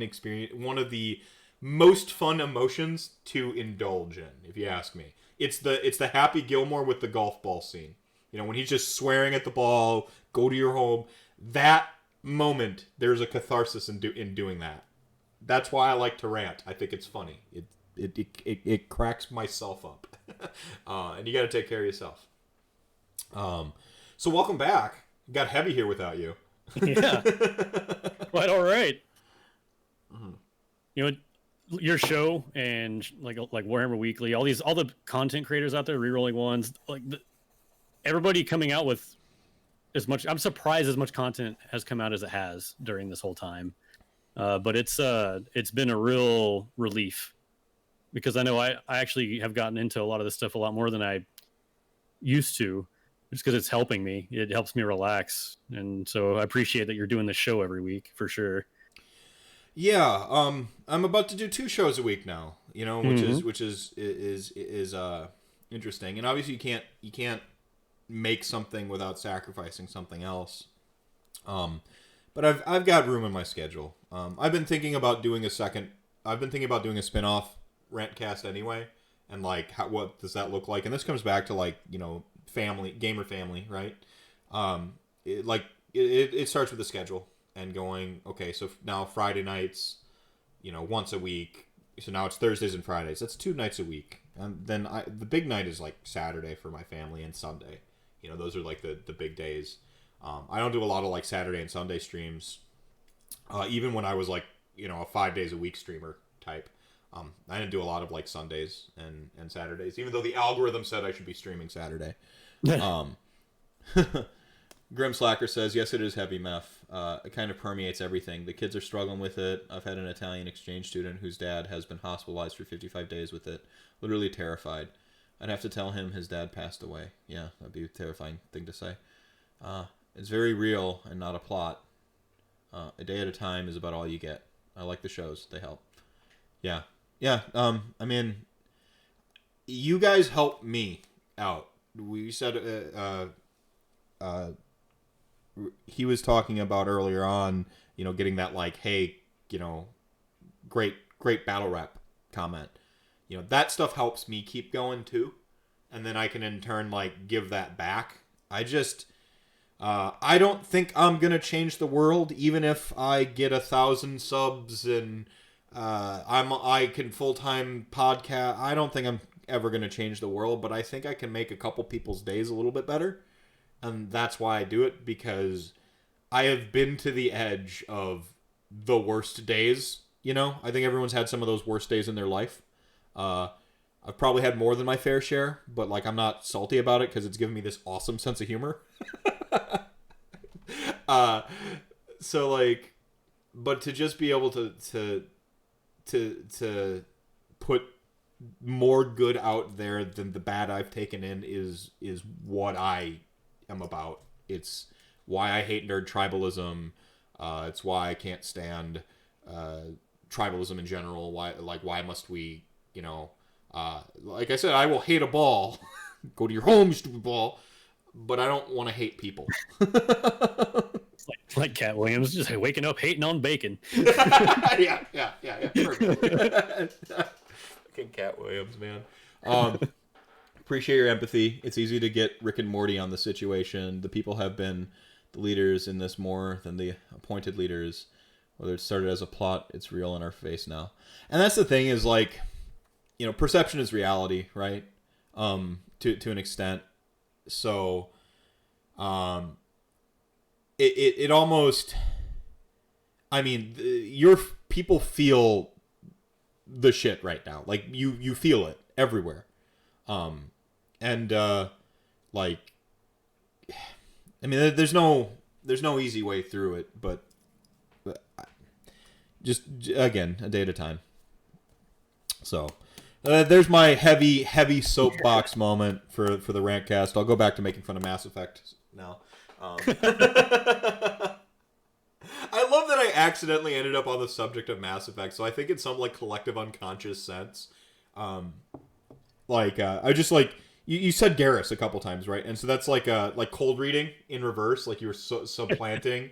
I was going to end up talking about Mass Effect by just you saying Garrus naturally, but like that wouldn't have happened, so that resonant moment wouldn't have happened with a different guest, which I think is just that's part of like that's part of what's awesome about RantCast. And then you really leaned in to try to like to get the rant to come out.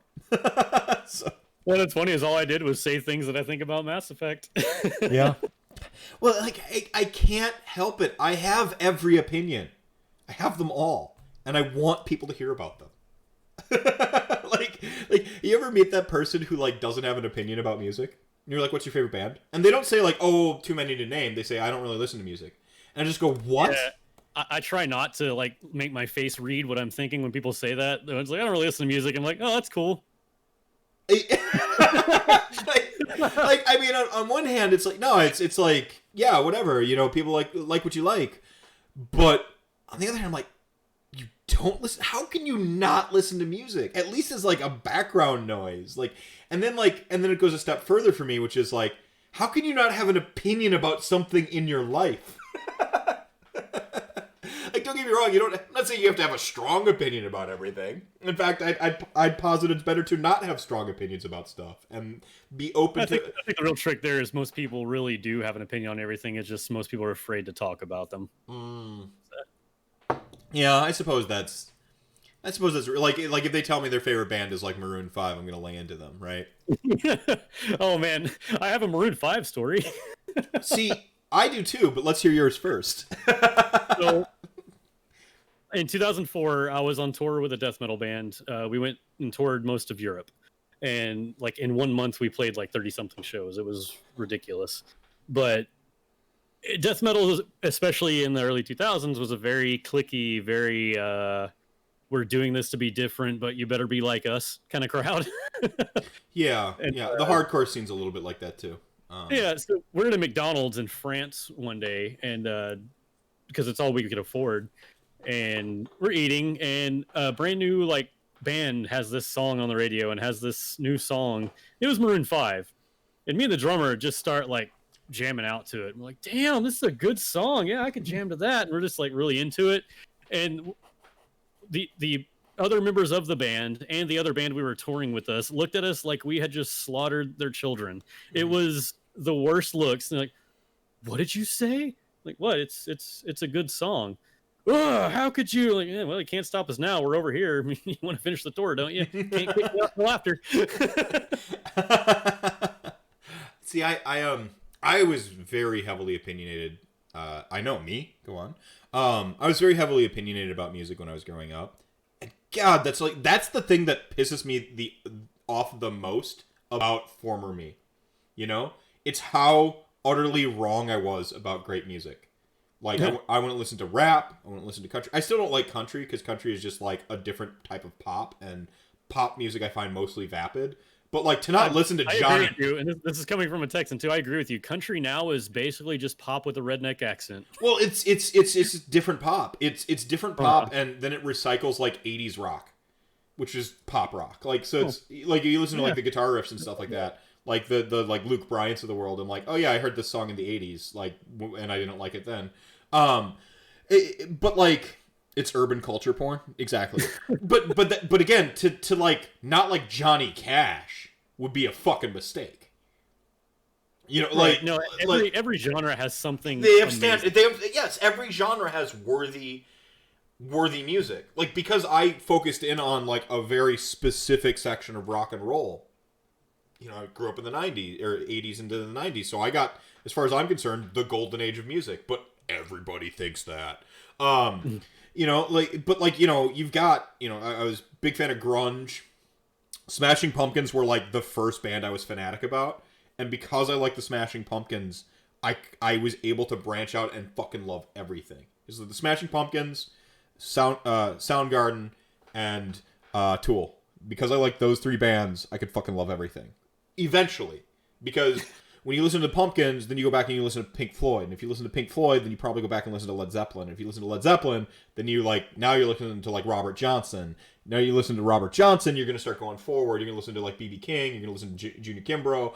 And once you listen to the blues, you go back and you listen to like the sort of street corner poets, the rappers that were truly prolific, that you like when you're a kid, like, I hate rap music because all rap music is the same. And you're like, no, like Wu-Tang Clan, yo. Like, you are wrong. Rap music is fucking great. Or even just like something like House of Pain, where you can like go back and you're like, yeah. Or Cypress Hill, where they're blending rap and rock before fucking Fred Durst. Sorry, douchebag. Like, yeah, I love Soundgarden. Like, Chris Cornell's my dude. I fashioned, my whole, like, teenage years were trying to be Chris Cornell. Like, if you ever watch Daria, you've got Trent from Daria. Hey, Daria. Like, Trent, he looked like Chris Cornell. And so, like, I had long hair when Chris Cornell had long hair, and we chopped the hair off. I chopped my hair off. Like, of course, yeah. Grateful Dead still try. I'm not a big fan of Grateful Dead, but I get it. He was cool. He was like, he was basically like an early like he would have founded Napster. Like he would have been for that shit. He encouraged you to bootleg his music. So, that's dope as hell. But yeah, like, but like the thing again, I wish I could kick my ass the hardest about was not liking pop music. Justin Timberlake. Okay, I still don't get into NSYNC. Justin Timberlake himself, you're mistaken if you think he's not talented. He's amazing. I'll say it outright. And this is coming from a guy who has his roots in Norwegian black metal. I'm like, yeah, frosty northern. Yeah. Also, Justin Timberlake's really good.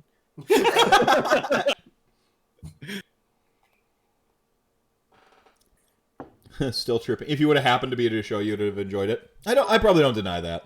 Brentwood, RantCast 100. Thanks for the biddies. Yeah.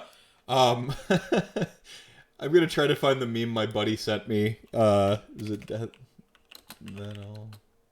Oh, it's the sword. It's the meme with the sword, and it's like Wisconsin, like kids from Wisconsin, and then the sword they handed that they get excited about is like Norwegian metal with death, with evil lyrics or something like that, and then the guy gets excited to get the sword. It's just the funniest thing ever.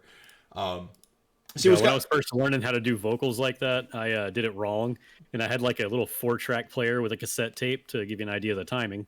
And I was like, oh, I think I've got it. And I spent like an evening with my friends learning how to do the screams and all that, but I did it wrong and ended up like spitting up blood at the end of the night. And I was like, this is how it's supposed to work. No.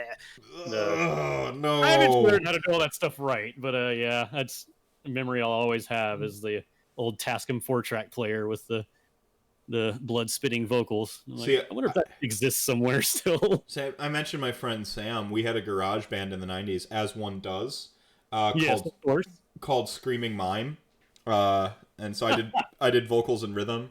I'm not a very good guitarist. I'm one of those guys, like, it's hills and plateaus, right? With guitar. You walk up the hill and then you'll plateau, and you don't get any better and you don't get any better, and you have a hill, and so you're getting better, and then you have a plateau again, and you just don't get any better and you don't get any better. My plateau lasted like 7 years. I completely identify with that. So I'm like, I am not meant to play guitar. I'm just like, I think guitars are sweet. I love guitar-driven music, but I'm like, I am not a guitarist. So yeah, like, but rhythm, I can read tabs and I can like play like 3 fucking chords in repetition. Oh man, I think I've got this right next to my I do. My mom's moving and she's been cleaning out her house and has stuff from like my middle school era. And she's like, I brought this book for you. Do you still want it? I'm like, oh, I don't know. Let me see if I can get this on camera properly. Metallica. It's like a tab book of like the Black Album. Nice. I was like, why does this still exist? Sure, I'll take it. Whatever. Man, that's just a fun bit of nostalgia to pass on to your kids at this point. Yeah. Oh, like, oh hell yeah, says Rocco. You mean hell yeah? I don't have a Kiss comic book. No, I did go to one of their 50 farewell tours in high school, but no. I had some heavy metal comics, legit. I had some heavy metal comics, and they were like contraband at the time. I was still heaviest into my comic book collection phase, which was middle school, high school. Is like when I was the most, because it's easy to like go buy a comic when you're a kid with lawnmower money. You can go get a comic, no problem. It's like, am I going to get a comic or blister pack of skeleton archers? Depends on if the comics look cool that week, or I get some skeletons. That was it. Or me being impulsive would like grating my teeth to save up my money to buy an RPG book in like 5 weeks. Fuck that, man. Give me the skeletons now. I need that hit, or the comic books. But no, that reminds me of like a sad but also funny story of my childhood. Is my mom would share child support money with me so I could go buy X-Men comics. I would walk to the local Eckerd and then buy an X-Book comic or X-Men comic. Econo Foods was actually had if because I couldn't always make it to Jimmy Jam's. His store was on the way other side of town, where like you actually had to get a ride there. But Econo Foods was walking distance from one of the places I lived. And so I walked to Econo Foods. Their magazine, I know my memory has distorted it. I know it can't have been as prolific as I remember, because I remember the shelves towering above me and stretching for, it had to have been a football field, right? Like, that's the memory. And it just was comics and magazines and then eventually books. And that's where I bought my first What If comic. The What If comic I bought was What if Mr. Sinister actually took all of Rogue's power instead of Gambit's power. So Rogue could have been normal and not kill people with a fucking touch. And at the end of it, she ends up killing Gambit anyway. And it's like, oh, like, I'm 7 and this is hardcore or whatever. Or I was probably like 11 or 12. I'm like, this is the coolest shit ever. And just like loving those like stories that had that bleak ending. Yeah. Yeah, I was doing that whenever there was like the X tangent. I say that like when they had like an X insert name here team of everything. X Factor, X Force, yeah. Yeah, and like mind you, the Eckerd, it's a pharmacy. So this is back when you could buy comic books at a pharmacy. Yeah. They had toy sections and everything. Yeah, like exactly. legit toys, not just the cheap ones. They actually had the pharmacy had like real X-Men figures from like the Fox cartoon. Yeah, and this is going to date me again here, but I would get on my rollerblades at 10 years old and ride down the other side of town to go to the pharmacy to buy the comics with the money I got from my dad's child support. And it was like, that's where I got like the Rogue miniseries when it came out, like the Gambit comic miniseries when it came out, and then like Excalibur, X-Force, Extreme, or whatever. Like they had like every kind of X thing ever. But that's a good time. The old You're making Rob me relive Liefeld. some cool nostalgic memories here. Yeah, with the Rob Liefeld fucking covers and the Cable with the tiny feet and all the belts. I remember that. I just got rid of all those comics like before the quarantine hit. Sold them all to our local collected comics. I just found my Wolverine the End comics. They're beat to shit, but I found them. That's of course the one where it opens with him burying Sabretooth. So metal. Like, goddamn. This is the pre Old Man Logan. So Wolverine the End was like his healing factors he's actually got one broken adamantium claw. And it opens at Sabretooth's funeral, and all the X-Men and villains are around it, and like Logan's off underneath a tree brooding, and I'm like, yeah. It's funny, you have this like epic crazy storyline as a memory that's popping up in your head for comics, and I'm like, the one that always pops up in my head is just like a random scene that doesn't have much to do with anything, and I think was a comic written from the TV series on Fox, and it's like Bishop is in the X mansion for some reason, and Juggernaut's doing one of his random "we're out of ideas, so have Juggernaut attack the mansion while everybody's gone" moments, and he's just like trying to gather as much energy as he can, so he like slams his hands on the walls and starts grabbing electric wires and trying to like get shocked so he gets more power. Yeah, trying to juice up. And my thought was like, there's that many wires in our walls? Wow. Yeah. No, see, that's cool. Going back to Chat Gang here. No, so I real quick, comics. I collected comics for a long time. When I went off to college, they went into storage with a lot of my other shit. Water damage. I had a prolific comic book collection. I was one of those guys. So when you lose all your comic book collection in like an instant, you don't really go back to like comic book collecting the same ever again. F it, I'm done. Yeah, so I just like I buy what I want, like, and sometimes like so I have like all my Hellblazers still. I lost all my Sandman, so I gotta go. I have to get that collection back. I have to get Sandman. It's the best comic ever written. So I've got Y, the Last Man. I've got like snippets of all my collection and things that I've rebought, like the staples, like the Alan Moore stuff, things that you just have to have. But yeah, hey, I had my BMX bike. I had to pedal to the grocery store, pegs on the front wheel. I sadly have all my comics. There's nothing sad about that at all. I think growing up, Brian was the only one that had a bike with pegs. I actually just I got like drunk one night and I started building an Amazon wish list of comics I wish I had again, and I threw Frank Miller's Daredevil in there immediately. Brentwood. So real quick, I glossed over this comment before. This is the one I wanted to come back to. That's the child support I'm talking about. Got to learn to ration early. Kids can't live off bread alone. What's this rationing? Come back to this, man. What's this rationing you're talking about? Yeah, it all went into comics. I don't know what you're talking about. Yeah, comics. It was comics, video games, and comics, video games, Magic cards, and RPG books, and then blister packs of Warhammer. I had collected about 2,500 points of like all of the death stuff, and I rarely bought the boxes. It was almost all blister packs.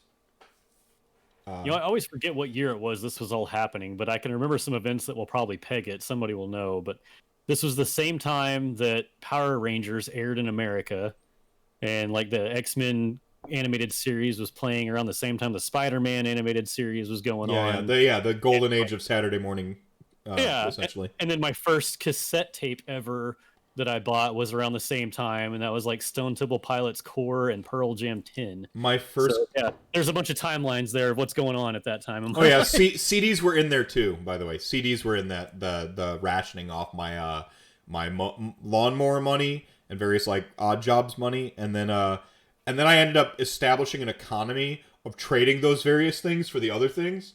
So like I would sell some comic books to be able to buy a video game if a video game came out. Like I did that for Earthbound, because Earthbound was like, I think in a time when like video games were like $20, Earthbound was $40. It was like twice the amount of the original like of the SNES games. It's funny. At the same time, I'm like, again, somewhere between 10 and 12 at this time. So I had a super, you'd say like mowing lawns and all that. I had a super illegal job at the time because I worked at a pizza joint with my mom. It was a pizza place in North Carolina run by a Norwegian family that hired my mom to be a waitress. So I would bust tables. So you lived in North Carolina too? Yeah, for about I lived in North and South Carolina for about 2 years each, and then later in my adult life, I again lived in North Carolina for a job about a year. Right on. No, I haven't been back since my mom's funeral, but I lived in North Carolina about 10 years growing up. So right off Havelock, North Carolina / Jacksonville, North Carolina, right off of Camp Lejeune Marine Corps Base, right off of there. Nice. Yeah, when I was that time period I'm talking about was I lived in Gastonia, North Carolina, which is like a tiny little town there. Yeah. And then I lived in like York, South Carolina, and then Gastonia, North Carolina, and then as an adult, before the kids were born, we lived in Durham. Durham. Yeah. And then visited her parents who happened to get stationed at the same time we moved in Fayetteville. So I was like driving from Durham to Fayetteville. So it was like the greatest of North Carolina. The hill country. The mountains aren't bad. The fucking hills are the worst. I have an opinion on that too. Yeah, I got stuck because it snowed when I lived there, and I iced everything over. And the parking lot of the apartment I lived in was at the bottom of a bowl, so I couldn't get out either side because it was so ice. My truck would just slide back down. I was like, "Well, got to call in, guys. Sorry, you can't get here. No, I physically can't. Sorry." Yeah, there's snow at all on the ground in North Carolina. As someone who lives in Wisconsin and largely considers himself from Wisconsin. Even though I had that stint in North Carolina, we make fun of states that can't drive in the snow. Ha ha ha. Oh, you mean like Texas? Right. But what you don't realize is like roads are constructed differently in like up here versus down there. For instance, like you have the hump in North Carolina because all the fucking rain. So every road is bowed so that the rain runs more easily to the sides. Well, that means with a fucking snowplow is you can't snowplow. Yeah. Like you can't. So. Well, and like the roads aren't treated for that kind of weather here, and everything here is built to be like it's effing hot. So utilities are installed really close to the surface because the freeze line's really low, or I guess really high, whatever. It's not very deep. Right. And like the roads just kind of you just kind of throw some gravel down and spit on it and go, it's a road. Yeah, And, yeah. There's no crews to handle it. There's no infrastructure. Like, where do you put the snow when it snows? We have designated places where we take all the snow when we have to plow our roads. Yeah, no, we don't have that. Yeah. Like, where do you put the snow? Like, you don't. There's no infrastructure for it. So it's gonna snow, salt. It's gonna ice over, salt the roads. Oh crap! Where are we gonna get the salt? Yeah, yeah. So I make fun of, like, I may every now and then share a meme that is funny about people who can't drive in snow, but it's just actually like the infrastructure is different. Now we've gone super deep cuts. Like, now this rabbit hole, I think we can see like Tibet through this one. I'm sorry. No. I knew we were just gonna end up like shooting the shit for most of this. I'm like, we're just gonna talk. We've been due for like an actual like in-depth discussion and chat and just kind of like getting to hang out. How did we get here? Comic books led to North Carolina, led to roads. Boom, Yep. Boom. Sometimes you just gotta sit back and appreciate how a tangent gets to some place. You just gotta enjoy it. You go, like, there's a logical progression of how we got here, but like A and D look nothing alike. Like, just general nerdery, which is within the scope of Age of Sigmar and RantCast, because my comic book store was my Warhammer store. All right, good night, fella. We need the Rona to end so we can get back to gaming. I agree. I agree. All right. Unfortunate here, like, because Texas is basically, we're like a week away from being completely open, and like my city hasn't had a new case in like 3 weeks, so we're fortunate. So I'll be back on schedule for battle reports because of how fortunate we are here, but we're still being cautious about it. We're like, the kids aren't going with us, and most of it's like Brian or close friends or family coming here, and if I do go to record at the local store, it's like me and him are the only ones there, and we got sanitizer. Like, we're taking precautions. It's not just like like, woo, we're open. Pow, pow, pow, pow, Yeah. pow. God, that's such a better like image though. Like, I know that they when you move to Texas, they just issue you 2 like 6-shooters. I just know that's how it is. So I just imagine they're reserved for like shooting into the air at random celebrations. You're gonna need this. Why? You'll know when.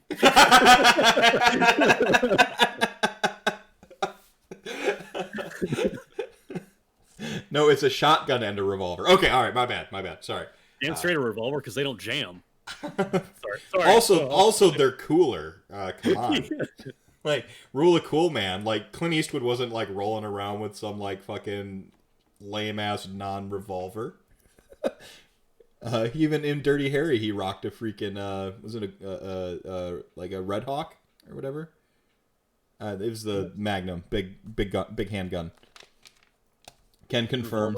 Revolvers are the best. Yeah, when you need something right now and need it to be reliable, go with what won't jam. That's a good old revolver. Right. All right. Any digital soapbox moments you want to get out the way? Anything you've had to? You now have a platform. You're now on RantCast. You can say whatever you want. Oh God, I'm in too much of a good mood to have a soapbox, really, which is a good sign. I haven't been like that in a while. It's been a long time since I've been able to sit and talk with someone for this long, so it's been actually rather therapeutic. I appreciate it. It's been yeah, no, this is good. Believe it or not, it feels I have to quote unquote be on to do RantCast. Like, I have to. This has been really easy and natural. Like, I've just had a conversation with somebody, as opposed to like, well, now I got to bring up all the talking points and I got to bring it back to it. And like, it's just having a conversation and sharing space, which is a big theme of family. Family, I think, is, even if it's digital space, I think it's critical.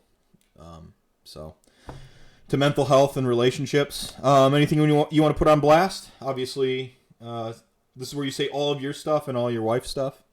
Okay. RazortreeProductions.com, in case you don't want to try to remember all the different ones, has a consolidation of anything ever we do. It's got all the like audio recordings where you get to it, battle reports, how you get to that, Patreon, Coffee, Ko-Fi, whatever it's called. I don't understand it, but I have one. All that is on razortreeproductions.com, but the main thing that brought me here is Razor Tree Productions on YouTube, as we do battle reports mostly. We also do rules videos. We've got some podcasts just because I wanted to introduce the people on the channel to everyone more than just seeing them play a game format. And my wife also does a lot of art, and she streams to Lilia on Twitch. And right now she's doing commissions for everybody's Soulbound characters, and she's got some live streams of her drawing my character. She's drawing her character, and she's been busy with some commissions lately for Final Fantasy. But so yeah, Razor Tree Productions and Lilia is where you're going to find anything and everything we do. Right on. Anyone in the community you want to put on blast? Rocco, your boy is amazing. AOS coach is amazing. He's really been helpful with bringing a lot of people in the community together. Letting them play tabletop simulator games on their Discord and just kind of doing things just to get people talking to each other. Yeah, his Discord has really been popping off. Like AOS Coach's Discord, ever since he opened it up to not just Patreons and stuff. So once he stopped being a shill, shots fired, Coach. His Discord, once he opened it up to people learning from my awesome example. Thank you. What we're I do recommend joining Coach's Discord as well, so I'm going to second that, and pretty much everything you said. Your wife's sketches, her streams have been like pretty chill. She doesn't seem to have a microphone though. No, she doesn't have a video camera or microphone. She's just been like, I'll put it on stream while I'm drawing, yay. And like, we've got cameras. You gotta increase the viewer engagement, even if it's just like, I respect all art. You don't need to do camera, but like you gotta talk to folk. Yeah, like when she gets out of her zone, she'll look at chat and type and all that. But like, I don't even think she realized that people would watch. Well, so she's actually surprised people are watching. So now it's like, we've got the stuff, we have the technology. You want to do this, Chris? And you're usually there like chatting too, which has made it like so. Like you've been the engagement, and I understand getting into the flow state, right? Especially when you're doing something creative or productive, because talking to humans stops me from having any sort of production with like writing or reading or drawing or even playing video games. If I go too deep in a conversation, I have to pause it to talk. So I get it. So maybe I retract my suggestion for a microphone. She's totally okay with it. She just didn't realize what was happening. Basically, like people are watching this, baby. What? Yeah. People are watching it. You should talk to them. Well, I'm okay with that. Okay. I mean, it might not be as charming if she doesn't doodle the BRB message, though, which is really funny. She still will. Yeah, like doodles. That's shit she does in real life. Like, we have I need to send you a picture. We have a like whiteboard in our room just to kind of leave notes for each other for like, if they don't wake up before I go to work or stuff we need to remember. And we always have especially if it's me, a terrible doodle of us on the whiteboard, like saying the message. So hers always look good, and I'm like, oh, that's cute. And mine are like a melted stick figure, like, I've got a message for you. But I have one to remind. I've only been on for a couple of days. That is RantCast live 7 p.m. Thursday, and it's like me with like an angry face with a fishing pole casting into the lake, just But I'll have to send you that picture. But I don't know where I was going with that. I got distracted. No, the whiteboard. All right. Man, thanks for being on the show so much. RantCast, I'm actually going to go ahead and raid the Honest Wargamer, the Rage of Sigmar crew, Tomb King Tristan, Will, Slanice, or Slaniche, and Dan Unsupervised, although I still know him as Dispossessed Dan, are currently streaming Soulbound, so we're going to go ahead and raid them. So if you got one... What is the channel? Because I want to go too. Yeah, so the raid will drop you into their chat. And we're going to spam them with the Mr. Meth C gang emoji. So if you got one of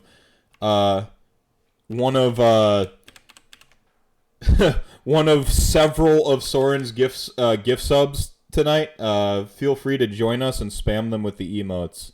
I haven't gotten to raid people very often because not many people stream my wacko insomnia hours that I know in the community, so I always have to like host video games and stuff. So finally we get to go and raid somebody. But I just want to say thank you so much for joining me tonight. Man, I've had a pleasure talking to you. And chat gang, y'all were... This is wonderful. Yeah, this is awesome. Come. We'll have to get you back on sometime with like different topics, and maybe go deep on some other things. And I'll of talk course, about anything if you haven't caught on. So. right, and you got to come back for RantCast musical, which is going to be RantCast the Musical is episode 100. You can get some death metal in there, like do the ooh. It's some guttural inhale growling. Right. Ooh, that sounded like was that painful? Did that hurt? No, not at all. All right. And chat gang, thank you so much. You are the show within the show. You keep us going. We're going to go ahead and do the raid thing. So get you ready. Hold on to your butts.